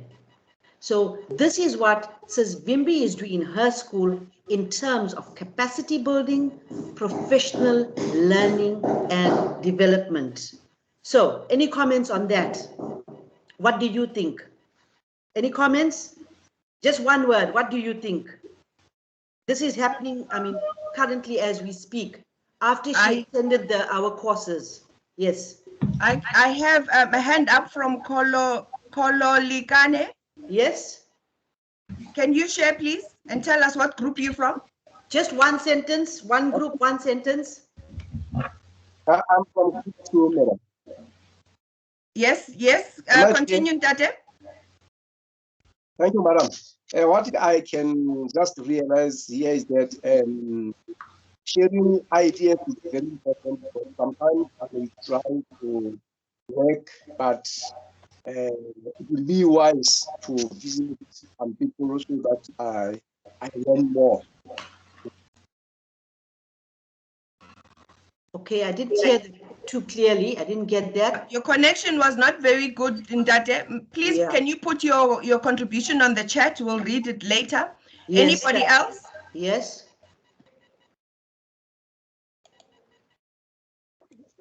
Yes, madam. Yes, I can hear you, sir. I can hear Mr. Tabang. Yes, what group madam. are you in? Group 6. Thank you. Yes, I can see here that I can see the teamwork and sharing of ideas here. Great. And that is what teamwork.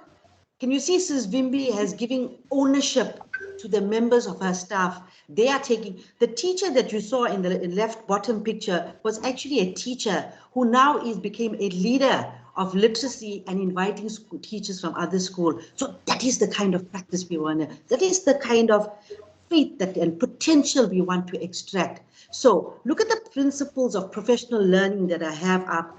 Look at Sis Vimbi and look at yourself and ask us, what strategies should you use? What principles did she use from the principles that we have learned from the best evidence research that is on your slide at the bottom? Can you identify that what has she used from here? What is she focusing on? And what can you focus on? At least two.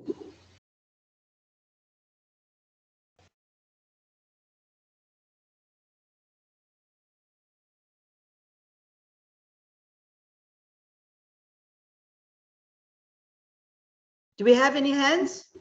I think we still have a historic hand from only, no hands up at the moment. Okay. Just a reminder, group 6 is way up in the front and group 3.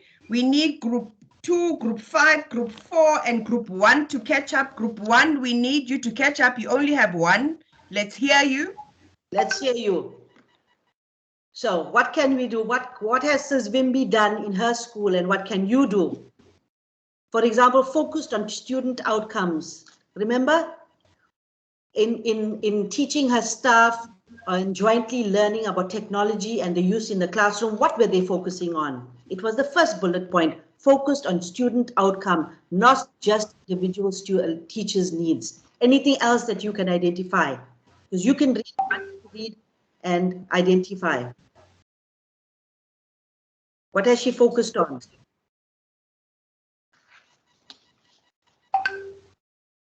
Yes? Somebody's trying to say something. Yes, I can hear you. It's a very faint voice. Yes. Yes, go ahead. Okay. Group number?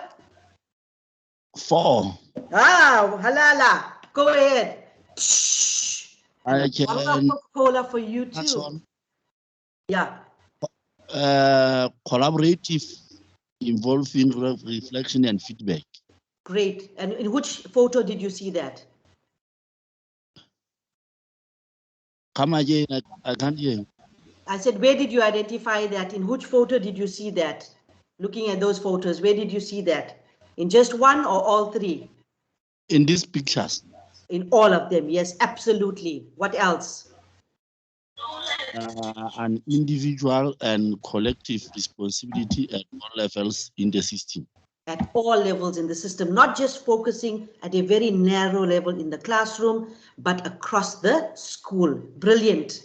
Love it. Halala. Halala. And a second bottle of Coca-Cola for you. And that's the last one you'll be getting. Otherwise, you're going to get a sugar rush. Anybody else? I'll take one more. Hello. Yes. From the pictures there, I can see active engagement of participation. Active engagement, participation. Look at the principles of professional learning. Yes. Look at these principles.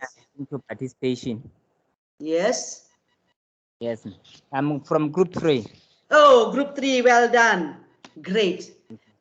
Thank you very much. So it is focused on student outcomes. Can you see how we're focusing teacher practice, collaborative? We need to use data. That's what I want to emphasize as well. Let's collect data. You all spoke about assessment, collect data, ongoing support, and it's an individual and collective responsibility. Brilliant. Now, let's look at this. Look at this. We have reading meaning staying abreast of the latest research. Teachers can attend lectures and seminars. Demonstration, where we saw the teacher doing a demonstration lesson of a reading lesson. We can have workshops. I don't like the word workshops, but learning programs. And we have coaching and mentoring. Now, looking at this grid, which has the most effect on professional learning and development? Look at the grid. Which has the most impact in terms of raising awareness, increasing knowledge, developing skills, and application? Which has the biggest effect?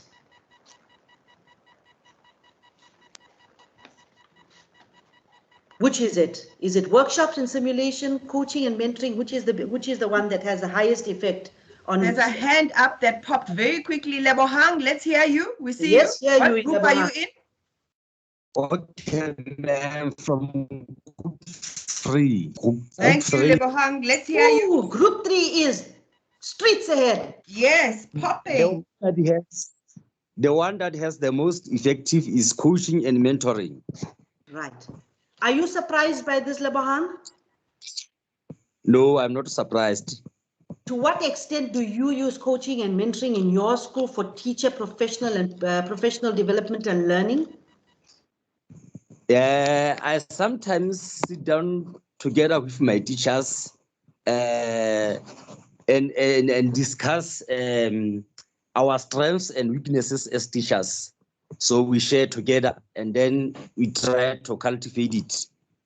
Absolutely. So the point we want to emphasize, yes, all of these are important, but we can see the research tells us by coaching teachers, by mentoring teachers, it has a positive effect on their professional capacity building, and it will increase motivation, because motivation, skills and development go hand in hand. That's the point I'm trying to emphasize. So Lebang, thank you very much. Alala. You have two hands up, Memoli. Yes, we'll take. You have, there was a hand up from Mamelo, and Oh, then there's Mamelo. also a hand up from Mevuyo Kata. I see Mamelo is firing on all cylinders today. Yes. Mamelo, go ahead. Mamelo, you have your hand up.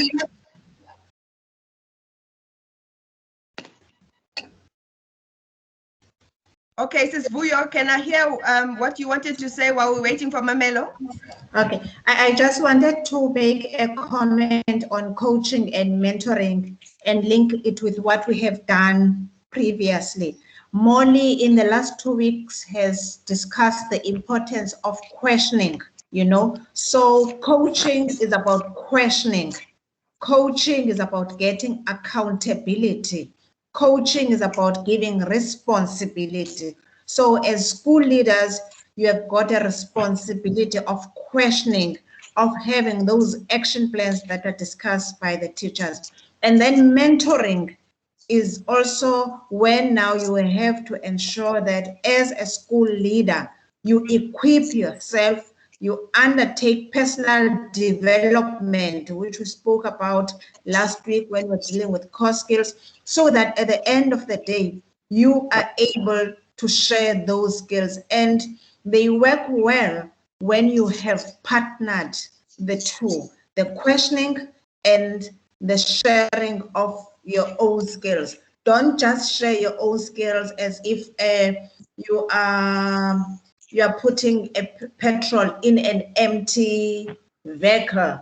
You know, share and question. That will improve professional development in your staff room. Thanks, Molly. Thank you, Sis Boyo. And the biggest difference between coaching and mentoring, you see, a mentor shows you the path, but a coach helps you to find that path. That is the difference. A mentor will show you the way, but a coach will help you to find the way. And how do you do it? By questioning.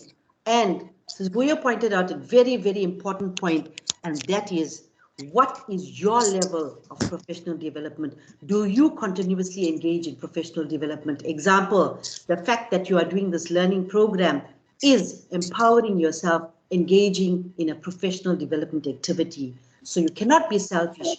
We need to engage our staff across the school in professional learning and development. So here we have maximizing the impact of professional development involves. What does it involve? Learning on the job, time to practice. For example, you did the introduction to core skills. Now we want you to go into your school and then learn to practice it, implement it so you can become better. Reflection is also an important part of learning. Exposure to outstanding practice. There's a typical example where you can see teachers are being exposed to outstanding practice, where this teacher seems to be an expert in literacy, sharing her skills with other teachers from the neighboring schools. So time for reflection, exposure, that is modeling, credible peers, mentoring and coaching, getting other people who have the expertise, not only you, providing support, which you already spoke about, access to high quality research, which we are showing you. These are some of the key ingredients to ensure that professional development in your school becomes something that everyone aspires to. And here, joint practice development, which is my favorite, and these are teachers in Guguletu schools acquiring knowledge and skills to use technology in the classroom. And there I put a pic of Sisvimbi, where she's using the work of Hargreaves, and Hargreaves himself has expounded a lot of joint practice development. Any questions? Any questions? So have you got now some new tools, some new techniques to use in terms of professional development and learning. Any questions? Okay, just a quick one, Memoli, Yes. Lebohang and Mamomelo. Yes. Unless you have questions or want to contribute, I please ask you to mute your microphones because I'm getting feedback from you. Please mute your microphones unless you want to be answering some of the questions that Molly's asking. Thank you very much. Okay, thank you. So I want to emphasize the idea about joint practice development and the positive impact it can have on teaching and learning, because that is a teacher's profession. Just like a doctor's job is to heal patients, a teacher's job is to enhance his or her teaching and learning to improve the outcomes. And what can we do? I am suggesting that joint practice development is quite a powerful tool and has a very, very positive effect. Why? You work as a team, TEAM, together, each achieves more. That's what we are suggesting. And here again, emphasis on joint practice development, on research and working together to achieve more.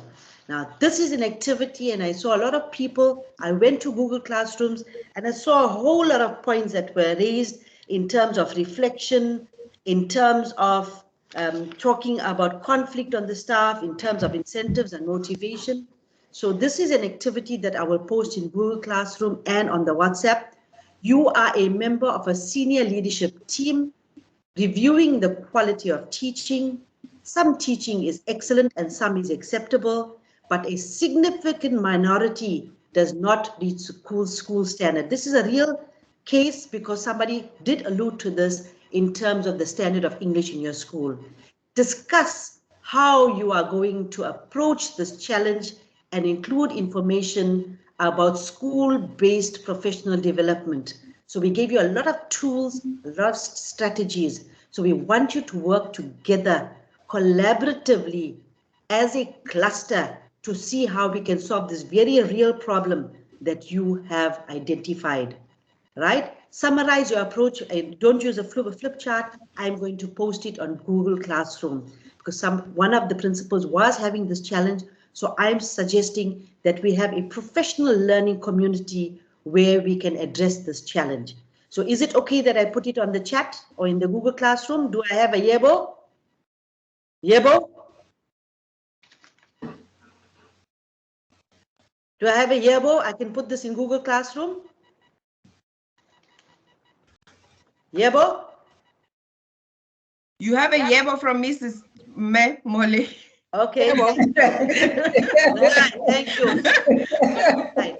So if we want to solve challenges, if we want to solve problems in our school, this is what I'm suggesting. If you have a problem like this, it is not your problem alone.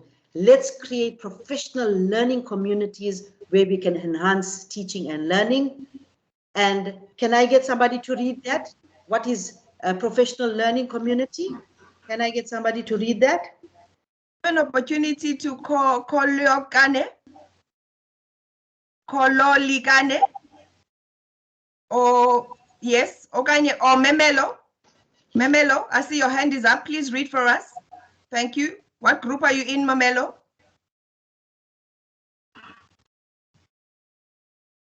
Okay, Kololikane, please. Yes. Okuzuletsu as well. Yeah. Please go ahead and tell me what group number you are and read. Thank you.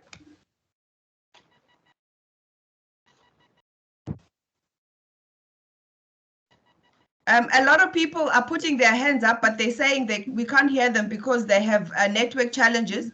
Oh, May I read it for you, Memoli? Yes, I can see it on the chat as well. Okay,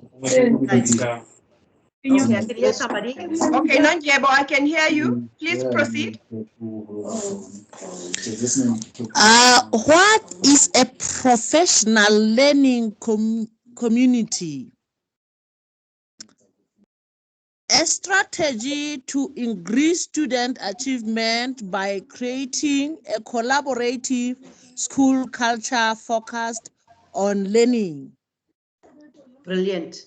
So what are the key points there? What are the key points? Look at that first one. What are the key points there? Just what are the key words there? Strategy. Strategy, yes. I think it's the Achievement. Yes. Creating a Yes. Yes, collaborative. Can you see that? Creating a collaborative school culture. Brilliant. I want you to put these words down in your journal and put it in your head. Joint practice development, collaborative school culture. Let this become an outfit that we wear every day. Collaboration must be an outfit that we wear every day to school to raise professional development. Let us look at the next one. A professional Sorry, learning. Yebo, what group are you in? I am in group 4. Fantastic. Thank you. You I'm read in it so group well. Can you 4. read the next one, please? Pardon?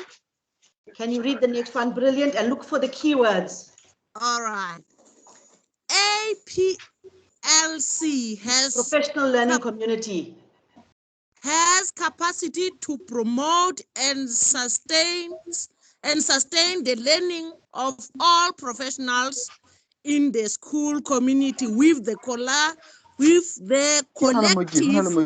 purpose of enhancing people learning. Right. So what are the key points there? Can we have the key points? What are the key points here? Promote and sustain the learning. Great. What else? Okay, can I just note, I can see Mr. Tabang, I can hear you. I can hear somebody speaking in the background. I'm going to be taking away points from group members who are not following online etiquette because it is really not creating a collaborative culture here. Thank you. Thank you, Sis Vuyo. Why did I keep saying Sis Vuyo? Sis Tuli. Sorry, Sis Tuli, thank you. So you said sustaining a learning of all professionals. And what is the aim? The aim is to enhance learner performance. Brilliant. And the last one, let's go for the last one. Yes. Yes, continue. Professional learning communities allow.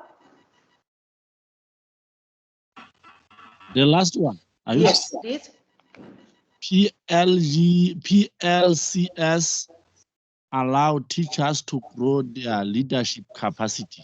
Aha. So what is the most important word there? PLC is professional learning community. So what's the most important words there? Leadership capacity. Absolutely. Good leaders create other leaders. Remember that. All good leaders create other leaders. All good leaders believe in the potential of their staff, that each one is a leader and has the capacity to lead. It is a belief that you need to have. If you don't, it will be the detriment to your staff. There will be no growth, there will be no capacity building, and there will be no achievement. So let us take this into consideration. And what professional learning community do you have in your school? Do you have a professional learning community? Do you have community WhatsApp groups? What do you have? Do you have the culture of trust? Do you believe in your staff? Is there a professional learning community in your school? Just a quick one. Sally, so can I confirm that you're from group 5?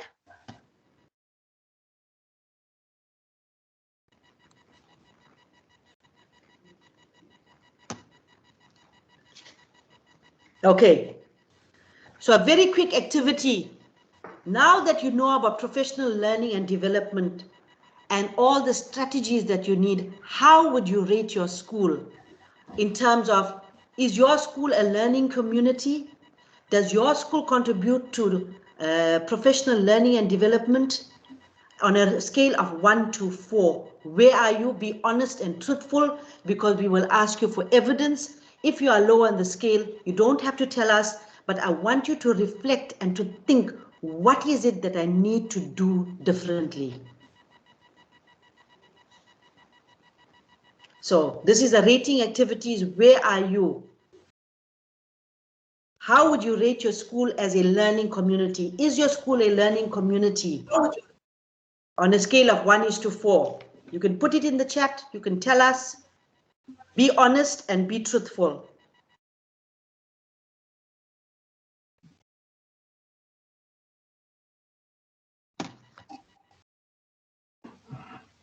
In rating yourself, look at these points here. Staff learn from best practice across the school, a culture of trust, collaboration, and sharing of practice. All school leaders model and demonstrate that they are learners. School leaders learn alongside teachers and other staff. These are the factors. So rate yourself a 1-4 based on what you see in front of you. That we have a program of highly effective school-based professional learning and development. There's coaching in my school. There's a culture of trust in my school. We share best practice in our school. On a scale of 1-4, where do you lie? Based on this characteristics.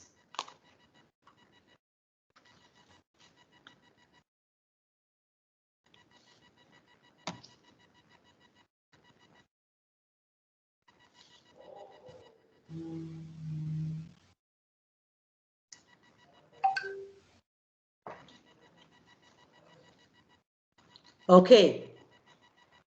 So can I have some responses? Remember, a community of learning is the same as a community of practice. It's called a professional learning community. It is the same as a community of practice. So that is what we are encouraging, that we create a community of practice or a professional learning community. That's what I like to call it, and that's what I have been calling it, professional learning community. So anybody on 4?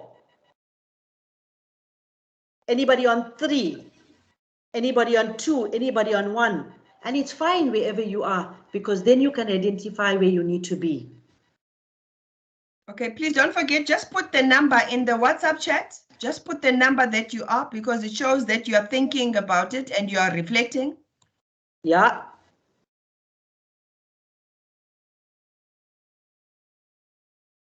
And I'm just going to stop sharing. I'm going to stop sharing my slide. I'm going to reshare to include my sound. And I want people to be honest and truthful.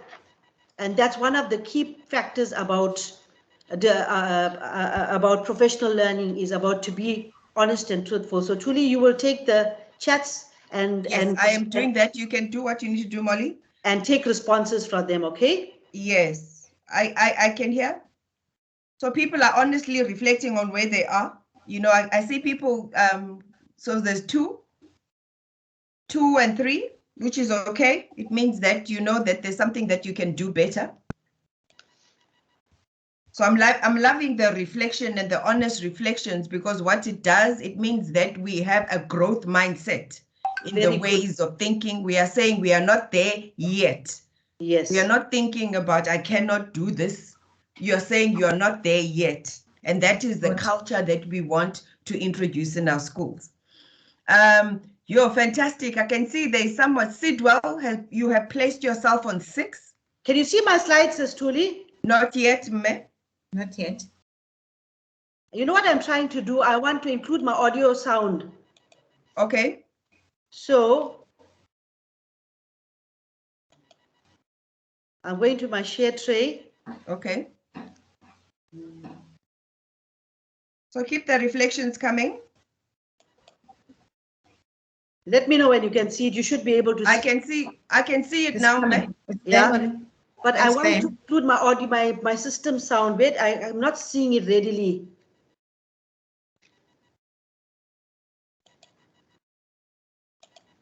Let's keep the reflections going. Katleho, help me here, please.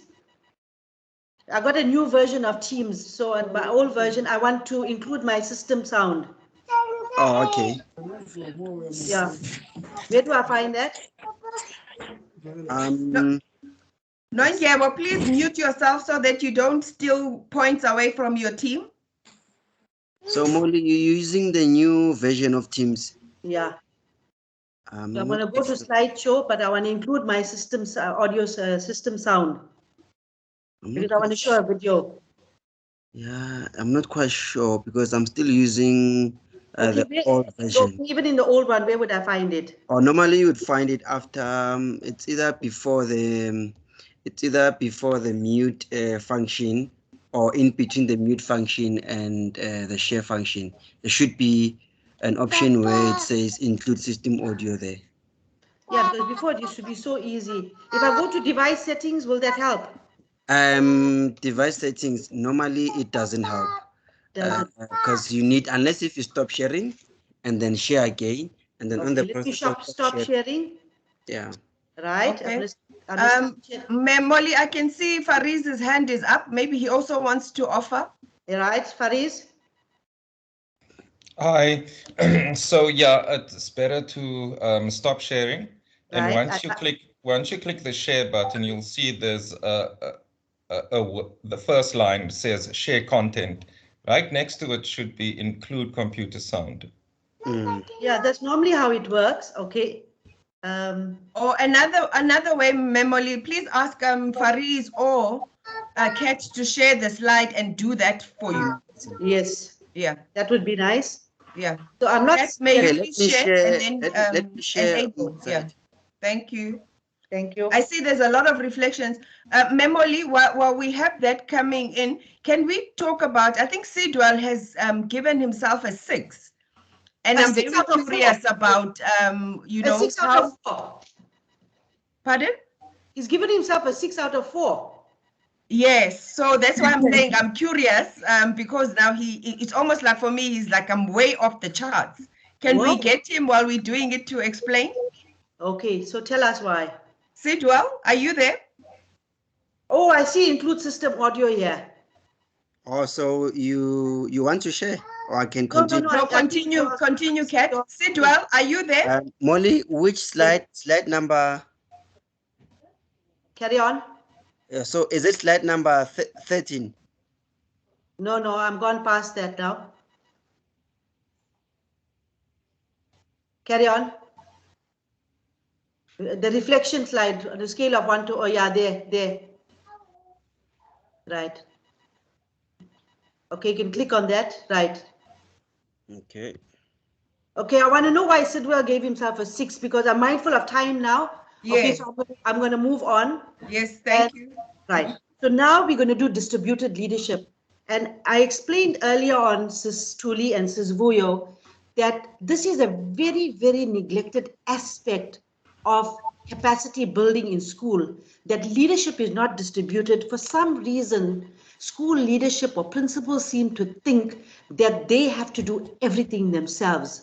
Little do they realize that when we distribute leadership, when we see the potential of other people, then we see a whole new dimension.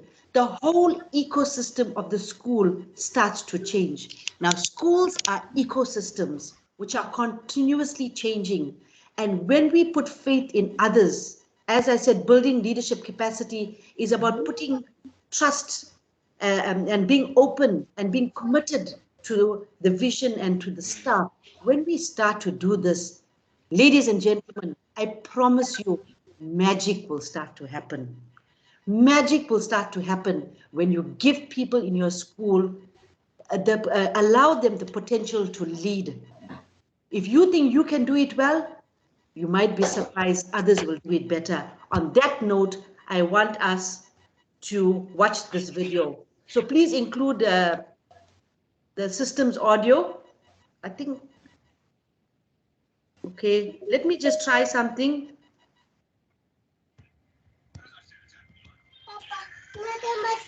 Sharing for you, Kat, please play the video.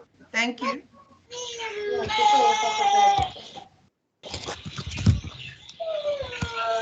Is it playing on your side? Not yet. Not yet. Did you include system audio? Yes. Okay. At the moment, I can't see any slides. I don't know about the participants. I'm also not seeing anything. Because on my side it's projecting. Okay, let me start afresh.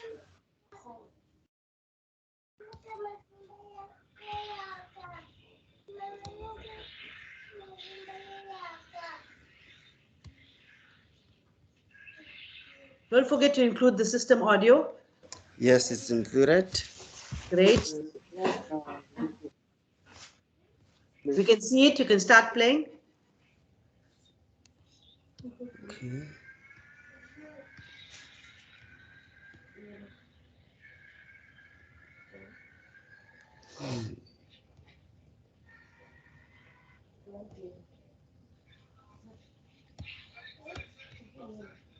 Are you there? We can see the video if you go to for Yeah. us and then you play it.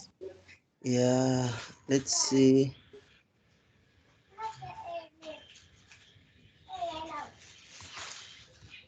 Okay.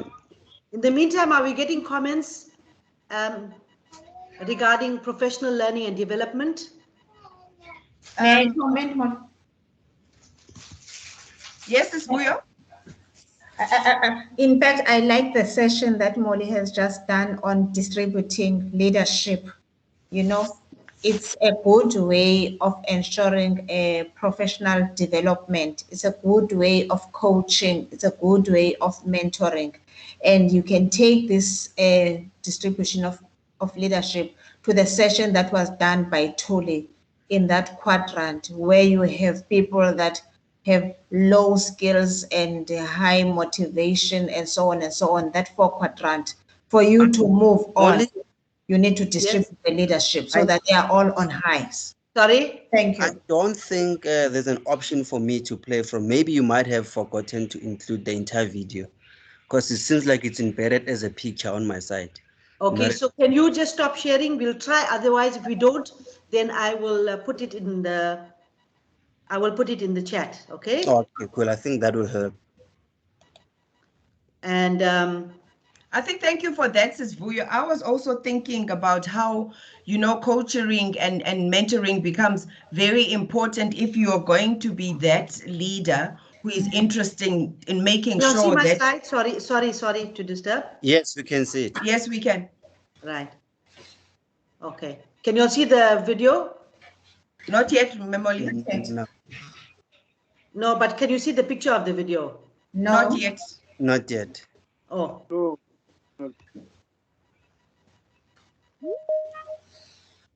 Okay. Yes, carry on with what you were saying, Sis Vuyo.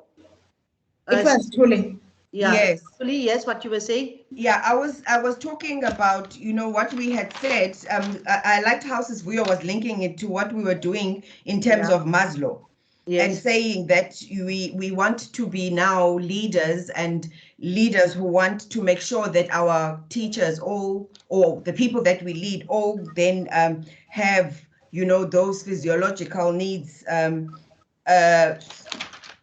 basic needs, safety needs, belonging needs, esteem needs, but we want them to get to the point of self-actualization, to those aha moments. And you can only do that when you give people, like Molly is saying, an opportunity to just leapfrog and do. Yes. And because you have created a culture where people are feeling safe, to make mistakes. And you are a leader who always tells people, listen, we are building a ship while sailing. So don't be afraid to sail. And then we learn, we tend to get better as we go. And that's how people get to that self-actualization need, where people will start feeling like citizens of the schools, and they'll feel like, I'm not just a citizen of the school, but I'm in a school that is meeting my, I'm so fulfilled that I feel this is what I live for, kind of what Maslow was talking about. Yeah. And that is we ready, Molly? I can see now. Yeah, I'm just going to start playing it. Yes, please. And this is the reason why I include Sis Vimbi there. I'm just going to play it for them. I'm not going to. Okay, go ahead, Molly. Okay.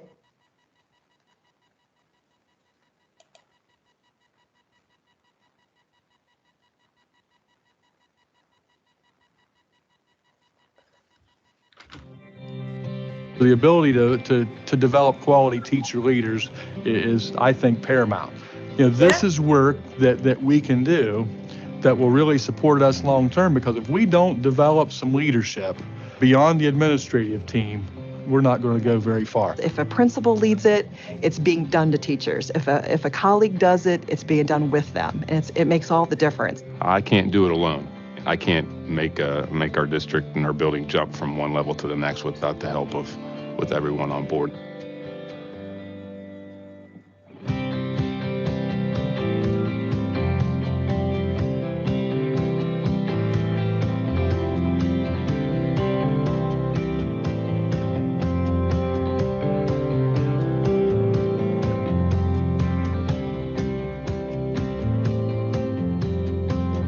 Taking on the role of a lead learner, it really builds capacity in a teacher to take on that leadership type of role. And rather than just leading a meeting, this really is building capacity about leading that professional work of our teachers. I think being a great leader is about empowering other people to grow and to empower them to use their skills. It's being a facilitator to create an environment that is a risk-free environment for everybody to be able to share. I think we tend to wait on everybody else to step up, and it's a great way to get your foot in the door, especially as a new teacher. You don't need to have 10 years experience to be a leader. It can be someone right off the bat. People should not be afraid of the words teacher leader, because a lot of people think then that means you're standing up in front of all of your teachers and you're going to tell them what to do. And it's not really that. It's just starting small and reaching out to those that maybe you wouldn't have reached out to before, and you'll come away from it changed. You'll come away from it totally different, with a different outlook as a teacher. We've seen amazing growth within those young, promising teachers with regards to being able to facilitate team meetings, being more confident in their role in the district. I think I'm more vocal. It's really helped me find my voice in this district. Just because I'm new doesn't mean I can't be a leader. It has helped me understand that listening first is a big part of being a leader. I think some of the benefits we've seen from the lead learners include personal growth and a greater camaraderie with our entire staff. We spend a great deal of time on leadership, and BFK Connect is a part of that.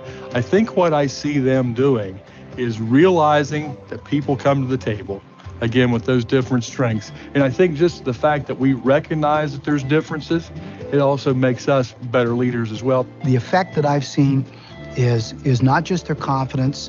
I've seen the ability to develop quality teacher leaders is, I think, paramount. This is work that we.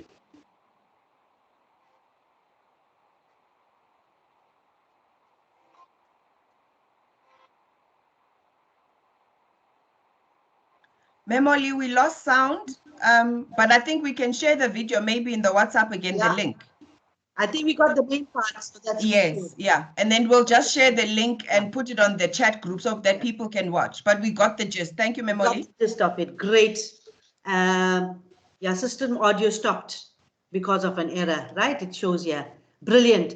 So what would be your takeaway from that? From that up to the point, I know, because, I mean, in fact, we saw the whole thing. What would be your takeaway from that? So what was the purpose of that? What have you learned, if anything? I think I learned something. I learned that leaders are not only those who are in leadership positions, but everybody can become a leader if they feel so or are encouraged to feel like leading some areas of. Absolutely, absolutely. And if there's that one thing you can take away, so ask yourself tomorrow in school, or tomorrow on Monday in school, what leadership activity can you attribute, or give a role can you apportion to members of your staff? Let us look for the potential. Just go with that vision and see the potential, because children have the potential to be leaders. Teachers have the potential to be leaders. You just need to see that and just give them those leadership roles. And I promise you, you will be surprised. So the last question is, what will you do differently on Monday as a result of what you have learned today? Just one thing in the chat, or you can unmute and tell me. And we want to close because it is now 11:30. Yeah.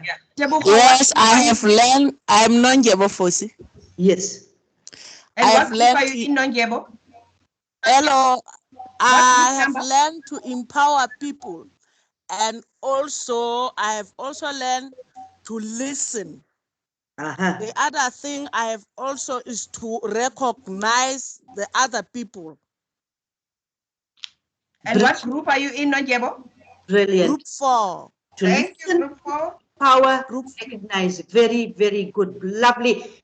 Yeah. There's a hand up, Memoli. Yep. Continue. Who's there? I see Mr. Tali. Mr. Tali first. Your hand was up first. Brilliant. Group. Okay, thank you. Group 6. Yes. Okay, one of the important things that I have learned from the video is that the leader is not all about the experience that you had. Even if you are coming from behind the desk, you can be a leader. Yes. Wow. Thank you, Mr. Tali. I have another hand up.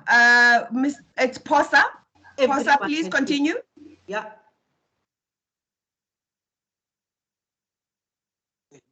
I have learned that group 1, I have learned that as a leader, I can do well. We can also work as a team. I have also learned that a great leader can empower us, other teachers. I can also learn that people should not be afraid to be new teachers. Thank you. Brilliant. Thank you. Thank you very much. We have one more hand, Memoli. Posa. Okay. Go ahead. Makatliso Posa, go ahead. Okay, I've learned that as a leader, I can do well. I can also be a great leader. Okay. Fantastic. What group are you in, Matt? Other teachers. I have learned that people should not be afraid to be new teachers. Wow. Not be afraid to? Sorry, just say that. They should not be afraid to be leaders just because they are new teachers. Absolutely. Absolutely. Yeah. What group are you in, Matt? Group 1. Thank you. Thank you. Well done. Good. And I want to end with that. So those were your takeaways. In fact, so it's not just about learning. Learning must result in behavioral changes. What will you go back on Monday and do differently as a result of the two important aspects of capacity building, which is motivation and professional learning and development. So I want to end on this note before I hand over to Sis Tuli. If your actions inspire others to dream more, learn more, do more, and become more, then you, ladies and gentlemen, are a leader. Over to Sis Tuli. Thank you very much. Halala to you for this lovely engagement and interaction. I want to appreciate it. And over to Tuli to tell us a little bit more about the leaderboard and to close the session. Thank you to Sis Vuyo.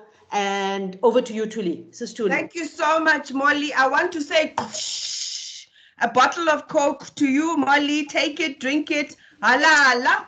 It's actually, and you're giving me Coke, Sis Tuli. Yes, you can take it, my friend. You've been talking a lot. You've done well. Again, this is the leaderboard. Listen, to be fair, this is how we're going to do it. This is going to be round 1 of the games because other people have had challenges that are way beyond them. But this is how the leaderboard is looking for round 1. Group 6 and group 3 are neck and neck with 8 points as we go off the call, and group 4 comes second with 6 points, and then all the other groups, and group 2 is slowly tracking with 4 points, and we are going to continue. And oh wow, group 6, yes, so we are continuing next week. All the other leaders, remember, when you go to the asynchronous learning, we're going to be putting exercises for the groups. You have an opportunity to end points there. So the leaderboard is looking like this, but it's not yet over. Let's keep going. So next thank you week is teaching very and much. learning, leading on Yes. teaching and learning. Yes. Just So a thank you reminder. very much, Looking forward everybody. to. Allah to group 6 and group 3. You're leading now, but the game is not over. It's a marathon, eh? Yes. Thank you, Memoli. Allah. Allah to Thank everybody. you, ladies and gentlemen. Thank you, ladies. La, la, la, la, la.